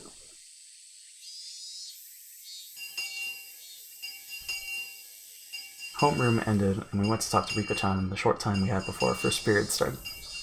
Hey, Rika-chan. You look so sad. So very sad when getting yelled at for being late. I'll make sure to pet you today. I was very aware of my gloom this morning, so I strove to keep my tone cheerful. I petted Rika-chan's head the same way she always did, but she didn't cheer up at all. Meep. What happened to Satoko? Did she get sick? For instance, she got a fever from playing around too much yesterday. If that had been her response, I would have accepted it in a flash. But the atmosphere around Rika-chan felt somehow heavy. It was a little weird and actually made my unease worse. Hey, come on, come on. There's certain things you can't talk to boys about. Kei-chan, back to your seat, back to your seat. Mion, acting just like a club president, pulled me back to my chair. Kei-chan's gaze immediately fell back to her desk, and she hung her head gloomily. Rika-chan had said something odd, that Satoko might be a little bit late. They were living together, weren't they? Then she would have known for sure. She wouldn't have said might. Didn't understand why she was absent, and that made me all the more anxious. Damn it, what's going on today? It's like we started off on the wrong foot, and it wasn't going to get any better. What's the matter, Keiichi-kun? You seem pretty down this morning. Rena noticed how I looked and whispered to me while the teacher wasn't looking. Do I really seem that way? Yeah. Even Rena is starting to feel down just looking at you. Thought of jokingly saying, then don't look at me, but I didn't even feel like doing that. Is it something you can tell Rena? I don't know what you're worried about, but if I can help, then you can tell me, okay? I won't tease you. Rena said this, looking me straight in the eye. Until yesterday, nothing strange had happened, and it was a lot of fun. Huh? Rena's eyes widened for a moment, not understanding what I meant, but she remained silent and listened. It was peaceful and fun. Every day was lively. Never had any doubt things would stay that way forever. Yeah, you're right. Every day is fun. I'm sure today will be too. You're sure? How do you know? Well... Rena, feeling perplexed, couldn't think of something to say. I didn't blame her. What I was trying to say seemed a little confusing, even to me. When I think about it, I've been anxious lately. Like maybe since every day is fun, one day, all of a sudden, it would get really dark, like a light bulb turned off. Yeah, Rena kind of understands how you feel. Rena nodded gently. We've always been taught that it wouldn't only be good things happening to us. Sometimes I'm scared of what's going on behind the fun. It's a little bit sad, but because of that, we learn how to do our best to make sure that the fun never stops. I see. So it's not a bad thing that you think our fun lives might not go on forever, Keiichi-kun. Kind of like, like if suddenly there was a volcanic eruption tomorrow and everyone died. Uh-huh. Is that gonna happen? Hey, wait, that's terrible. If you were the only one who survived the catastrophe, Keiichi-kun, how would you feel? How would I... I imagine myself being that sole survivor in the ruins of Hinamizawa. Rubble and the bodies of friends lying in heaps at my feet. It was such an abhorrent sight. Was it sadder that all my friends had died? Or was it sadder that I couldn't have died with them? Didn't know which, but I'd probably cry a lot. It'd probably break my heart. First, I think I'd cry. Then maybe you would think this. This is my destiny, then I should have made sure every day before this was as fun as possible, so I had no regrets. Didn't want to consider such a horrible event to be my destiny, but I probably would think that. The fun times will end one day, and nobody knows when they will. It makes sense to live each day to the fullest so that if it does happen tomorrow, you don't regret anything. Yeah. It's really hard to think like that. A lot of people take their everyday happiness for granted. They think tomorrow will be the same as today, so they leave things they could do today for tomorrow. They leave the kindness they could have shown today until tomorrow. Rena was usually cheerful and silly, but right now she wasn't like that at all. She was taking my troubles seriously. It was a little reassuring. But Keiichi-kun, you realized it. That's a wonderful thing. So that unease you have, I think you should keep at it. You should keep it close to your heart. Keep my unease close? Yes. Everyone might die tomorrow in a big catastrophe, so you should be really nice to everyone today. So when the end really does come, you don't regret it. Do you do that, Rena? Live like you would have no regrets if everyone died tomorrow? Yep. Such a hyperbolic conversation. But Rena just gave me a nonchalant nod of her head.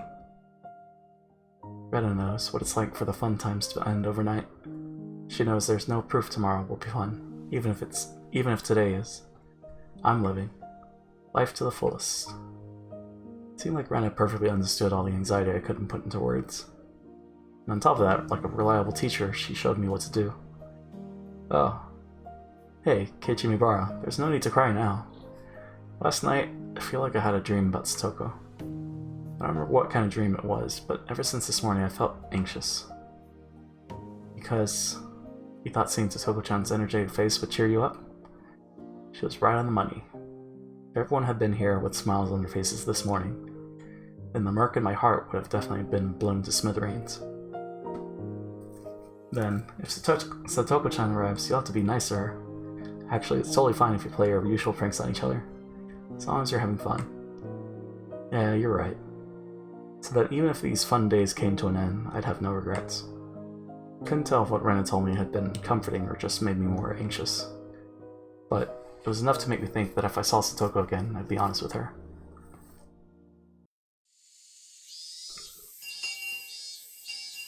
It's at lunch. Lunchtime arrived, with everyone pushing their desks together like always. Satoko wasn't here. Despite that, we had bento boxes for 5 lined up on our desks. Rika-chan had made a bento for Satoko too. Was Satoko supposed to be here before lunch? Rika-chan was clearly acting strangely. We were talking to her, but it felt like she was too far away to hear us. I'd never seen Rika-chan so downcast. So, the rest of us started feeling down too. Hey, Rena. I understood what she had said before pretty well. When we were together, we were supposed to have lots of fun so we wouldn't have any regrets if the world ended tomorrow. And yet, while I just resolved myself to do it, now we can't all be together. What the hell? Because it was just so sudden, wasn't it? I mean, yesterday was fun, so who could believe it would all end today? No volcanoes had erupted, and no earthquakes or fires had happened either.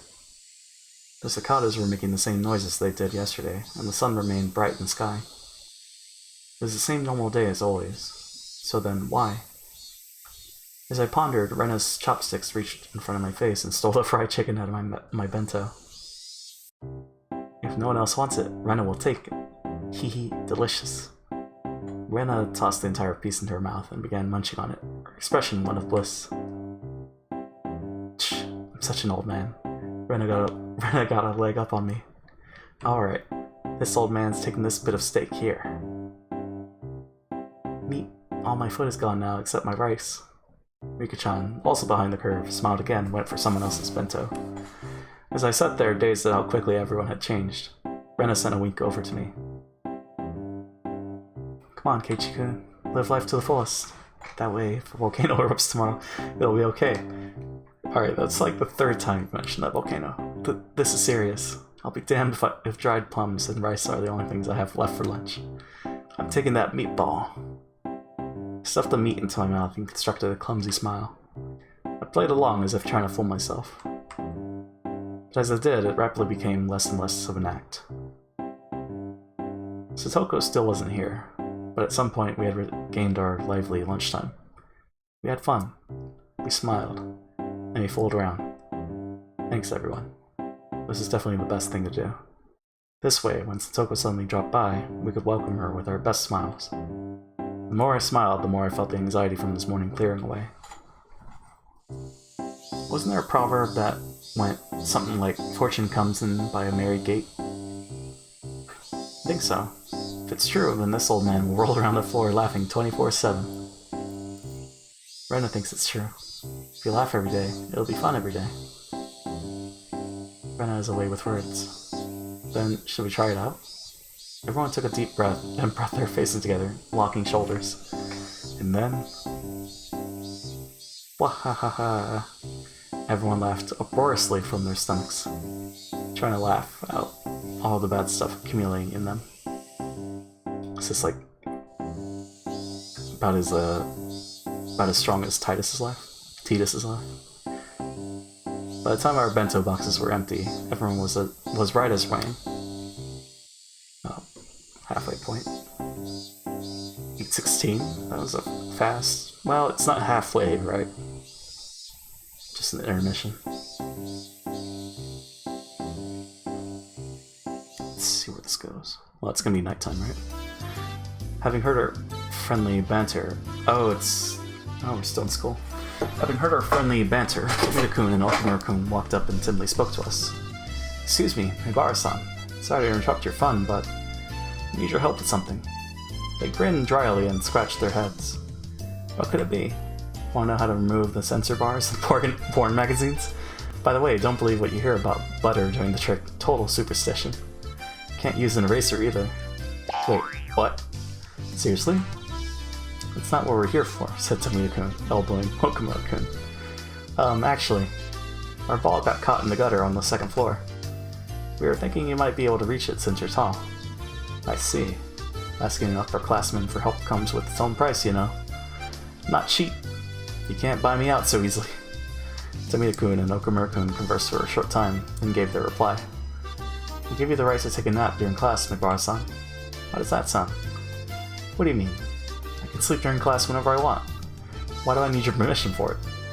Oh, no you can't. The next time you take a nap, we'll tell Sensei about it. Wahahaha. I see. How sly. You little... Where did you learn to bargain like that? Grr. Sorry. It was just a little joke. Come on, Kei-chan. Why not just cave into your underclassmen's threats? Coop. And now Mion was getting on my nerves. Suddenly it came to me, and I took Tomita-kun and Okumura-kun's hands. Alright, I surrender. I'll get your ball for you, so give me all the rights to nap time. Huh? Oh, okay. Look, Mion, I now have the privilege, but you don't, do you? Tomita-kun, Okumura-kun. Tell on Mion as soon as she falls asleep. Got it? Yeah. Rena and Rika-chan began to cackle at Keiichi-kun's victory. I wasn't sure how the ball managed to get stuck up there, but it was planted firmly in the school building's second floor gutter. Hand me that stick. I should be able to reach it. Here we go. Urgh. I took a bamboo pole and poked the ball with it. Damn, it's hard. Come on.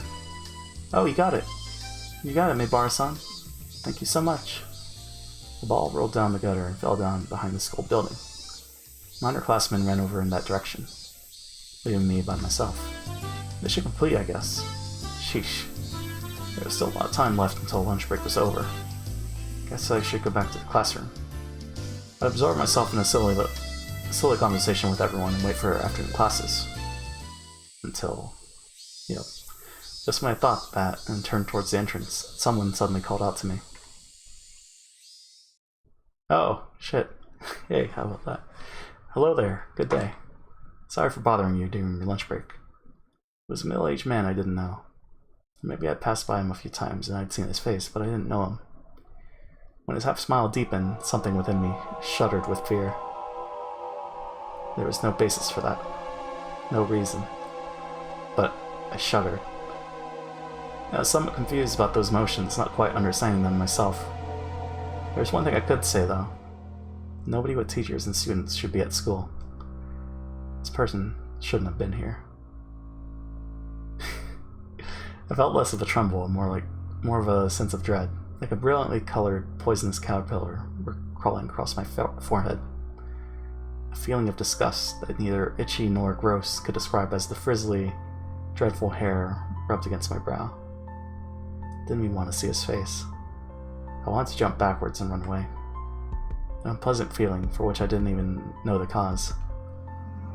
The other side of myself has nothing but questions. Hey, what are you doing? What are you disgusted by? This is the first time you met him. It's rude to hate someone for no reason. No answers were coming. I held my silence, waiting, damp sweat running down my forehead. When he saw that, Oishi thought maybe he was being intimidating, gave me a relaxed smile. But he didn't give his name, right?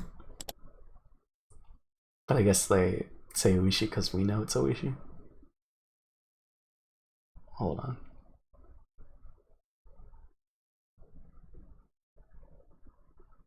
Take back classroom. I guess so. Just trying to see. Oh, please excuse me. No one suspicious, I assure you. Nufufu, I'm Oishi from the Okanimiya Police Department. Wait, where did I put my card? Huh? What? This is... what? He fished through various pockets, then finally found his police ID and showed it to me, grinning dryly. He may have been trying to use those clumsy-seeming actions to ease my anxiety, but I could definitely say it didn't work. Why was I this nervous? There was a reason, of course. I wanted today to be the same as before, and then today didn't need someone who hadn't been here back then. The fact that a man who wasn't here yesterday showed up today meant that today would be a different day than those before it. That would mark the end of the fun and happy days. I gulped and erased that ominous conclusion from my mind. Calm down, Ch.3. It's just an old guy who looks kind of perverted and came from the police department. Don't go deciding that the fun times are over. He just came here because of his job. Yeah, just for his job. If he's working, then he would normally go to the teacher's lounge, right? The fact that he spoke to me, yes, it must have been to ask where it was. Are you looking for the teacher's lounge? You just have to go through the entrance and... Didn't want to look at this man for another second, so I started pushing things along. Higurashi, however, didn't seem to have any interest in the teacher's lounge. Oh, no. I don't have anything to do there. Could I get you to call a friend of yours, if I may be so bold? Oof. A friend? Who? A girl. Could you call Satoko Hojo-san for me? My consciousness grew faint, like I was about to pass out. Yes, my anxiety was realized. The dreadful, disgusting caterpillar was looking at me, about to crawl into my ear. Its frizzly, dreadful hair was touching my ear cavity. That's how bad it felt. What do the police need with Satoko? No. It's nothing important. I just had 2 or 3 things to ask. I'd like it if you could cooperate with me. Why? Why of all people was it Satoko? Why would a police officer come here in the middle of the day for something that wasn't important? This man was strange. I could smell it. And it smelled bad. Just a whiff of it made me want to grimace. I knew that this man couldn't possibly be here to deliver her lost wallet or anything. Couldn't imagine what he needed from Satoko, but it had to be something unpleasant.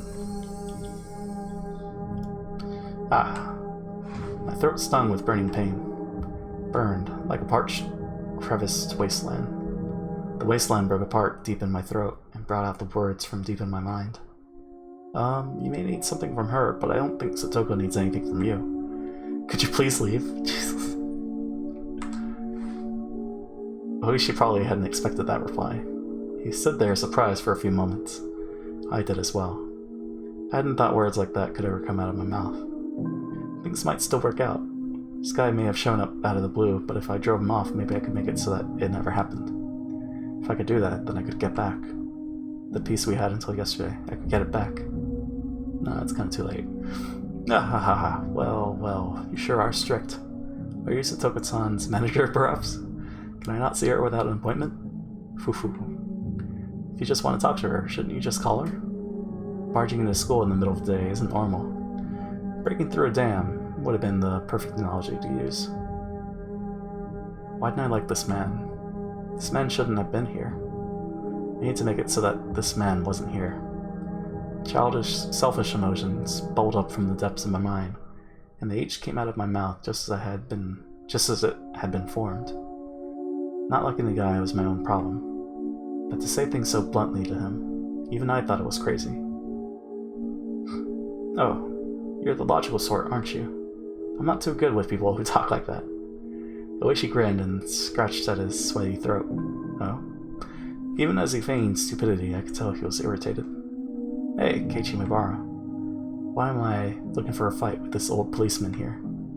It's not like he brought the gift of misfortune with him, all wrapped up in paper, right? Right? It wasn't like he had brought a package of misfortune with him and was asking me to sign here, please. Rationally speaking, I understood all that. So then, why was I so... Finally, I outlasted Oishi in our game of silence, and he gave a big sigh. Then he addressed a few of my female underclassmen running around nearby. Oh, excuse me, all of you. Do you have a moment? I'd like you to call Satoko Hojo-san, if you could. My underclassmen tried to smile and reply, but they noticed the oddly stiff air atmosphere around me and seemed hesitant to give a quick answer. Is she not here? Satoko Hojo-san? Hojo-san, she stayed home today. Stayed home? His face remained smiling, but his tone was clearly one of ill humor. Such conspicuous spite caused my underclassmen, who had answered honestly, to cringe in fear. I see. Dear me, I'm quite unlucky.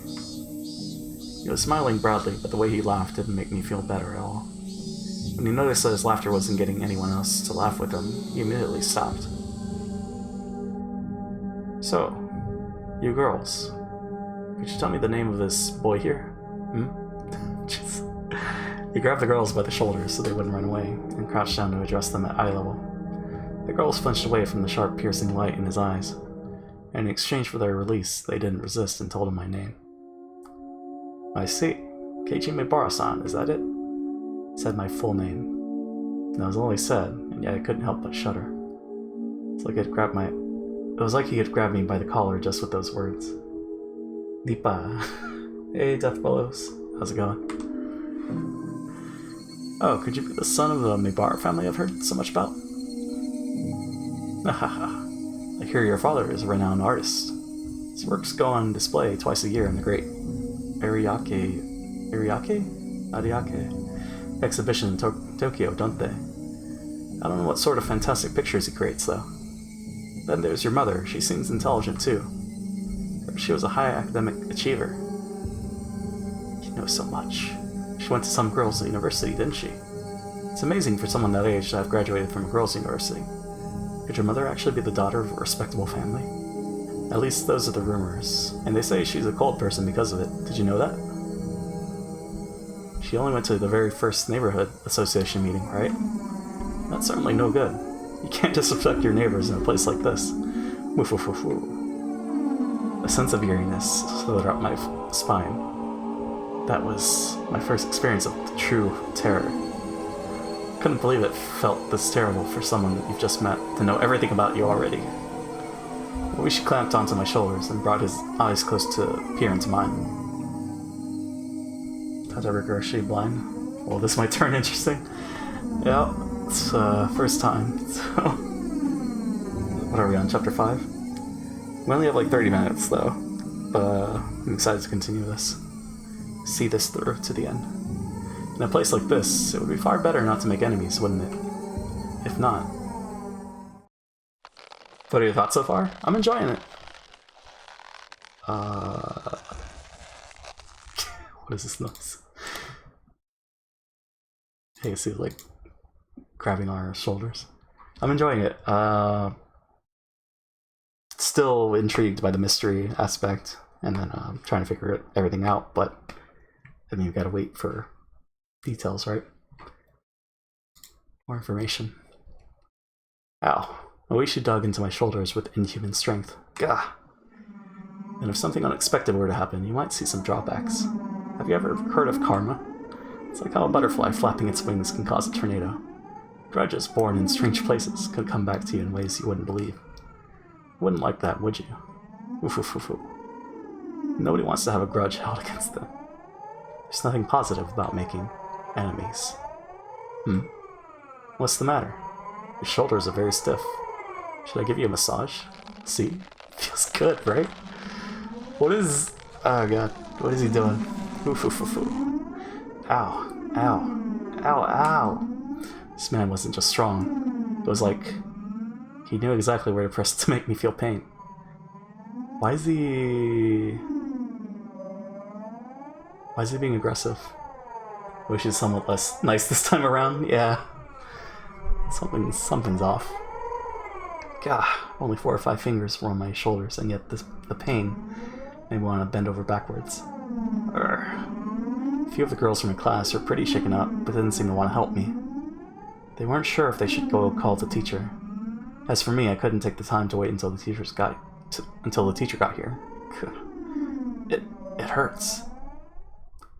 Would you mind leaving things at that? You're hurting him.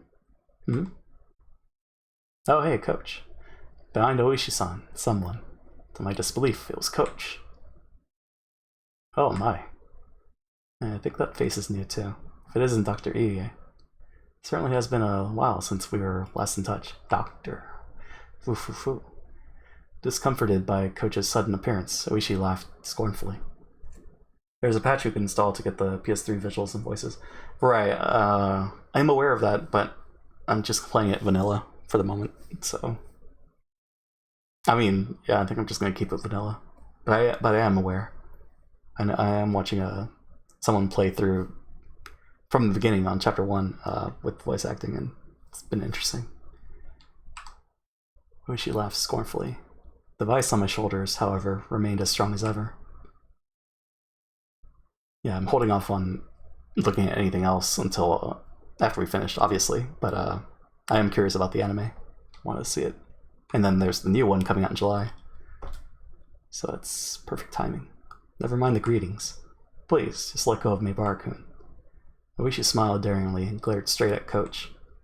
Didn't release me in the meantime, of course.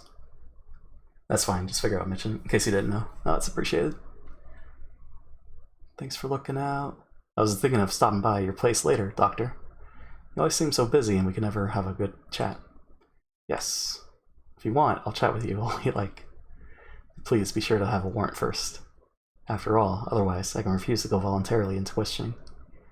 Coach didn't display a shred of the weird behavior he'd shown at the baseball game and barbecue.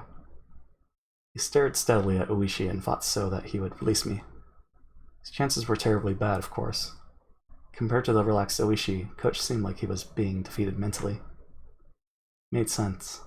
Coach had a somewhat narrow stature, but Oishi's body was packed with muscles. It wasn't even a contest. But Coach was fighting for me, without taking a step back. Beads of sweat formed on his face, and though he paled, he was fighting for my sake. Ahahaha. Suddenly, Oishi laughed and let go of my shoulders. Yeah, that's a little weird. It's being aggressive. My body exhausted, I fell right into my backside. Meibara-kun, are you alright? Urgh, damn it. Ow. I rubbed my shoulders where Oishi had latched onto them. The pain from falling over went away quickly, but this pain was lingering. Are you alright, Meibara-kun? This is terrible. Shit. Ow. Ow. I was just giving him a little massage. Foo-foo. Meibara-san, aren't you over-exaggerating a bit? Boys have got to learn to man up. Foo-foo-foo. I wanted to retort, but I couldn't think of anything witty. Can you lift your shoulders? Are they in pain? If you're really hurt, then you should have a proper checkup. Just go to the nurse's office. Coach lent me his shoulder and walked beside me. What an exaggeration. I'd be the last person to do any sort of permanent damage, right? I am still an active police officer, you know. Oof-oof-oof. Come, I don't know what you need to be here for, but if you're finished, then please leave. I'm going to complain about this directly to the chief, so please keep that in mind. Oh, that's a problem, ain't it? Foo-foo-foo-foo.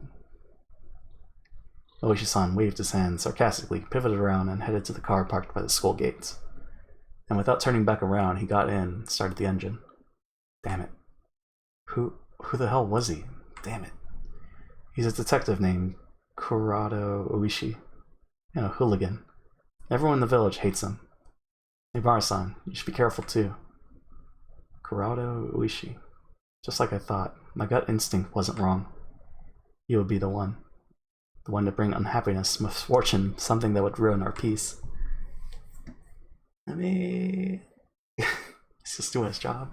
Shit, I won't accept it. All these fun days can't possibly end just because some guy like him showed up. I won't accept it. Coach seemed to be familiar with the school, so he brought me to the nurse's office without much trouble. The girls from my class came along as well, looking worried. Our teacher and the principal, having noticed the disturbance, came to see what was the matter.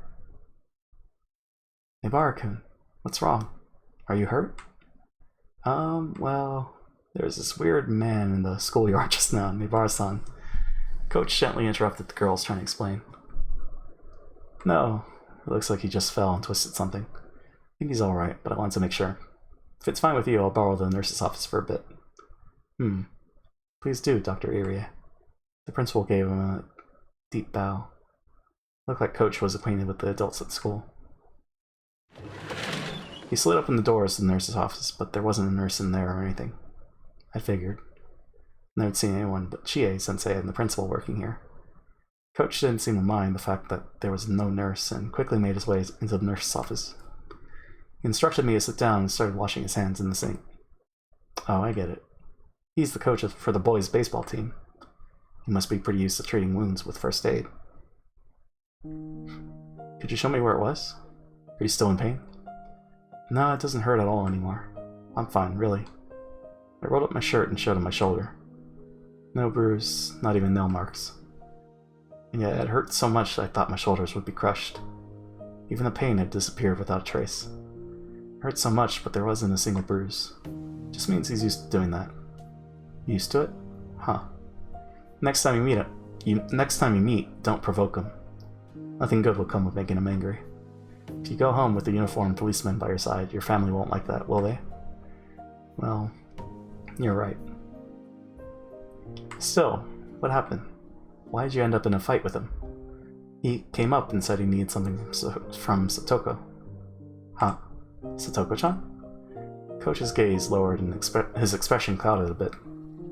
Somehow that gesture seemed to be saying Oishi was bound to come to Satoko, and did, and that it was no laughing matter. Coach fell silent in thought. Quietly, he took a compress out of the first aid kit and put it on me. Does he still plan on clinging to Satoko-chan? He's a persistent man, I'll give him that, like a snake. Coach mumbled to himself. Cling? Does that Oishi guy go to Satoko's place a lot? Coach didn't answer, but the lack of denial served well enough. What on earth did the policeman, probably a detective or something, need from Satoko? What mistake had led a detective to cling to the sweetly smiling Satoko? I guess something to do with Teppei. Maibara-san, alright. You just moved here, didn't you? Yes, I did, but... Have you heard anything about... Oh, I just almost cursed. About Satoko-chan? Well, I knew a few things about it, certainly. Satoko's parents were damn proponents, and their accidental death was because of the curse. You mean that? Coach smiled thinly and dryly. So you know, he said, dropping his gaze. If I recalled correctly, there was an accident on a viewing platform at the public park she'd gone to with her family, and her parents died. And then, it was just big brother and little sister. And then she was with Rika-chan and... Satoko-chan. That was weird. The music cutting out there. When they lost their parents, Satoko-chan and their brother, Satoshi-kun, were given to their uncle and his wife to care for them. So that's the uncle. Okay. Huh, is that so? Their parents died in the accident and Satoshi ran away, leaving only Satoko to start living with Rika-chan. I'd known that much, but this is the first time I heard they've been brought to their uncle and aunt. Their uncle was Satoko-chan's father's younger brother. Unfortunately, neither of the couple were people deserving of respect. Coach normally picked his words politely. So when he came out and said they didn't deserve respect, it really made me wonder what kind of people they were. As soon as Satoko-chan's parents came out in support of the dam, their uncle and aunt took on a lot of the shame in the village as well. They would never welcome in Satoko-chan and Satoshi-kun. I've heard that for the siblings, it was a very rough life. So 2 years. Right? Because they were the last ones. Yeah. Bit by bit, Coach told me about the numerous agonies that Hojo siblings had suffered at their uncle's house. As their guardians, their aunt and uncle sucked up everything belonging to their immediate family. Satoko and Satoshi were crammed into a small room, and their lives were laden with things that were miserable, both for their bodies and minds. In the first place, since apparently their aunt and uncle were on good terms, there was no end to their fighting. And as if in revenge for that, whenever they saw Satoko or Satoshi's face, they would always find fault with them, scold them, yell at them, strike them, and take away meals as punishment. Damn. I still shudder to think about it. You've never known any Satoko but the energetic and healthy one now, so you probably couldn't imagine her face being so deathly pale, a girl always standing dazed in the shade of trees. I couldn't imagine it, and I didn't want to. That was how I honestly felt. But at the very least, Satoko wasn't like that anymore. She may have had a miserable life in the past, but it was different now. Something happened to change that life.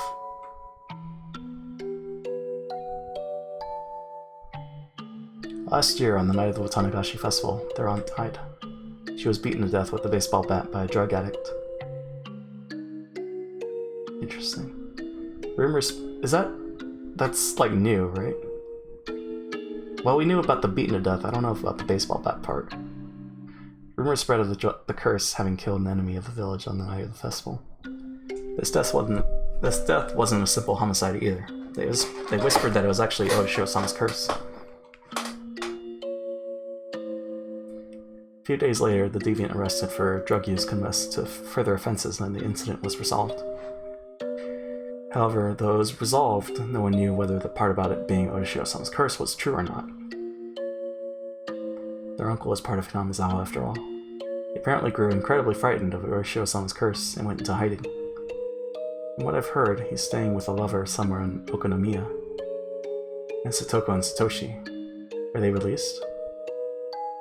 Their aunt died, and their uncle fled. There was nobody left to torment the siblings then, but...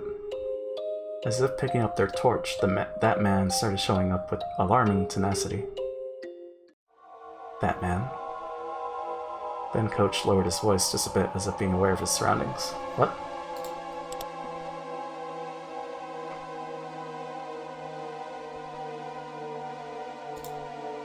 What are they talking about?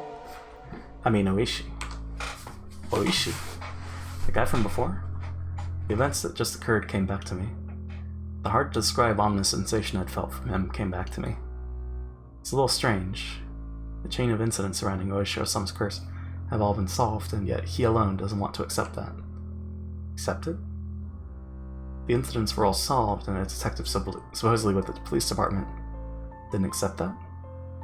People say that something bad will surely happen to those he gets close to. In Hinamizawa, they think Oishi is Oshio-sama's. Kei-chan!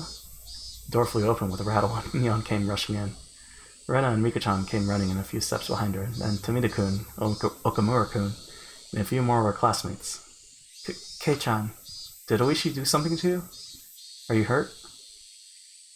Calm down, Mion-san. He's not injured. I'll only give him a compress just in case. Keiichi-kun, are you really okay? Okay? Everyone was saying stuff about how you were being strangled. Calm down, Rena. Just squeeze my shoulders really hard. See, there's not even a bruise. Meat.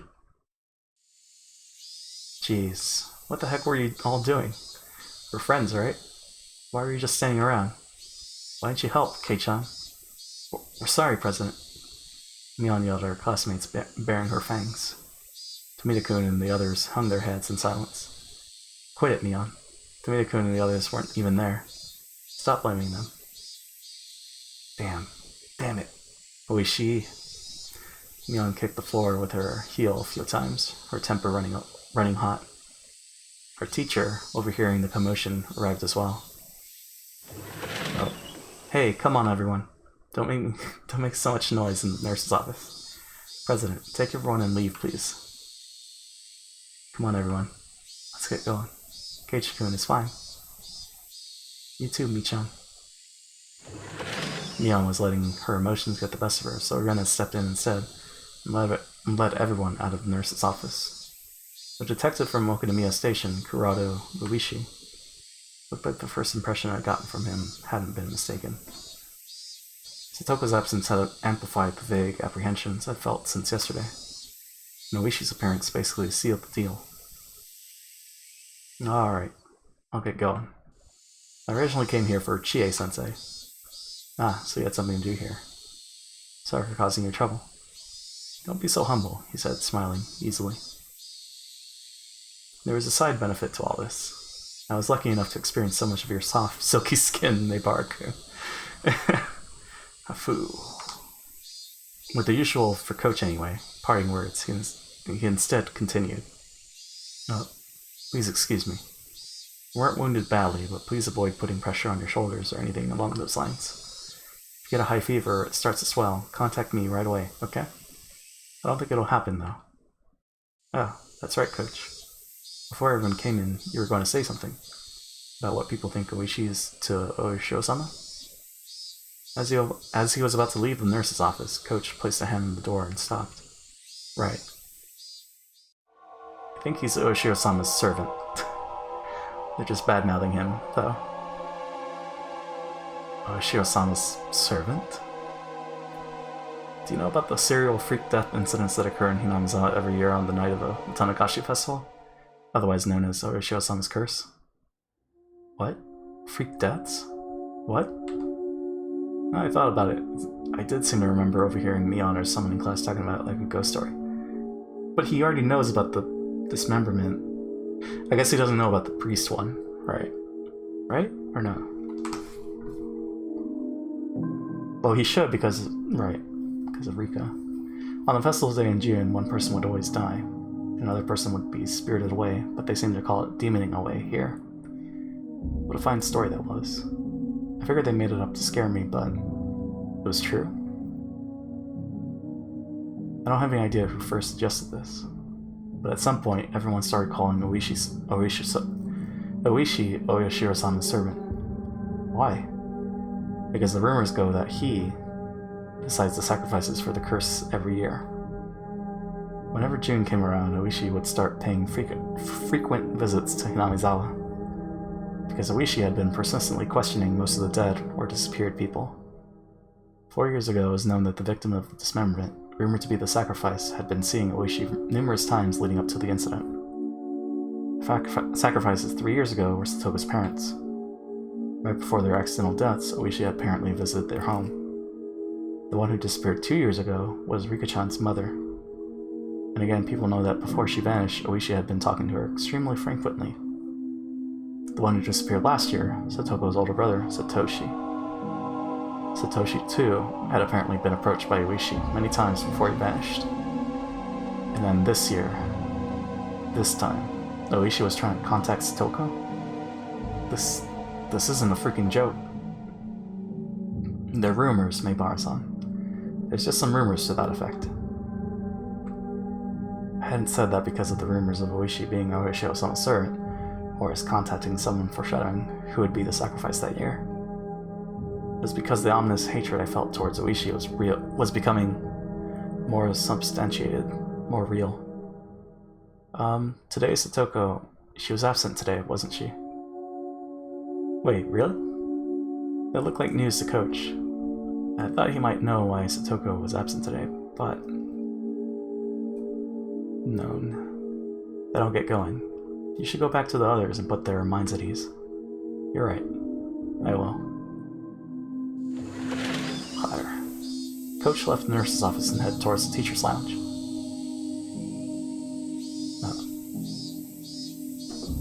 Now, is that the chapter or the halfway point?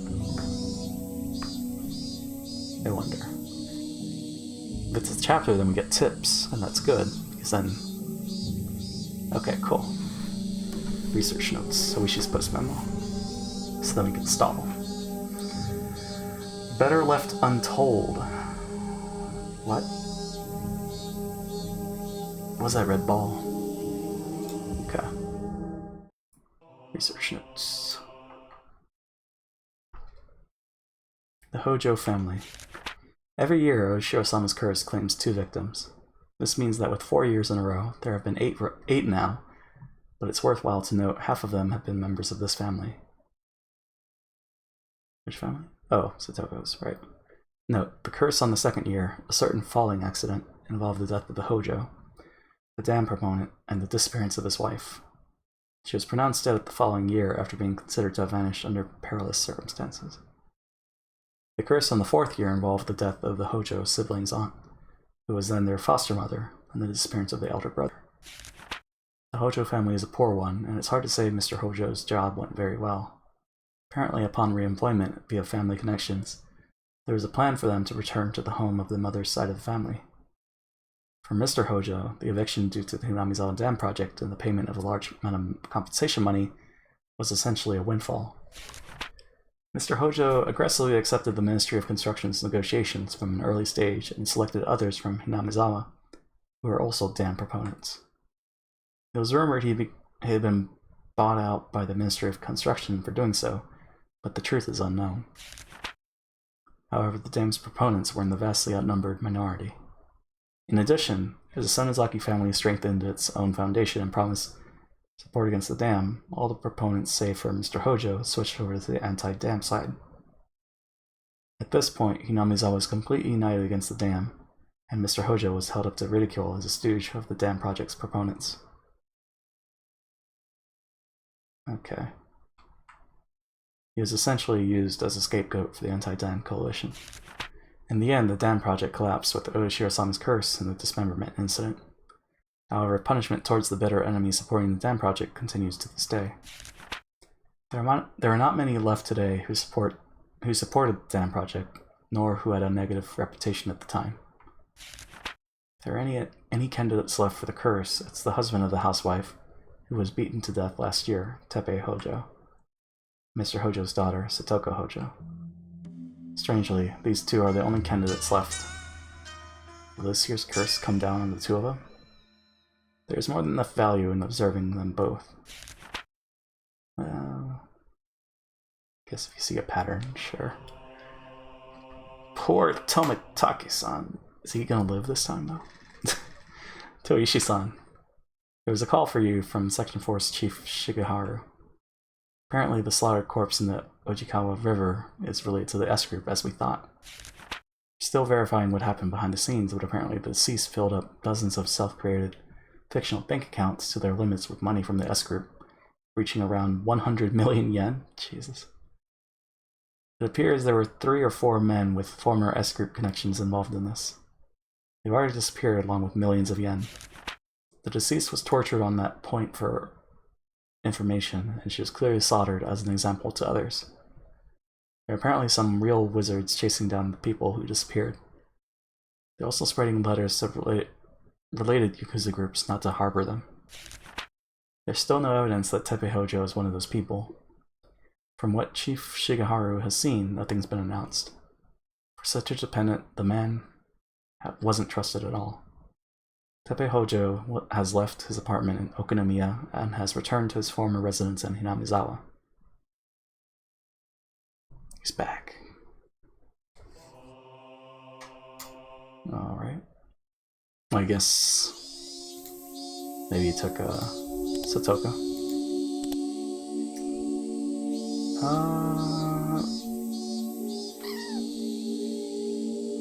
I guess we'll go Raid Brothers. That seems good.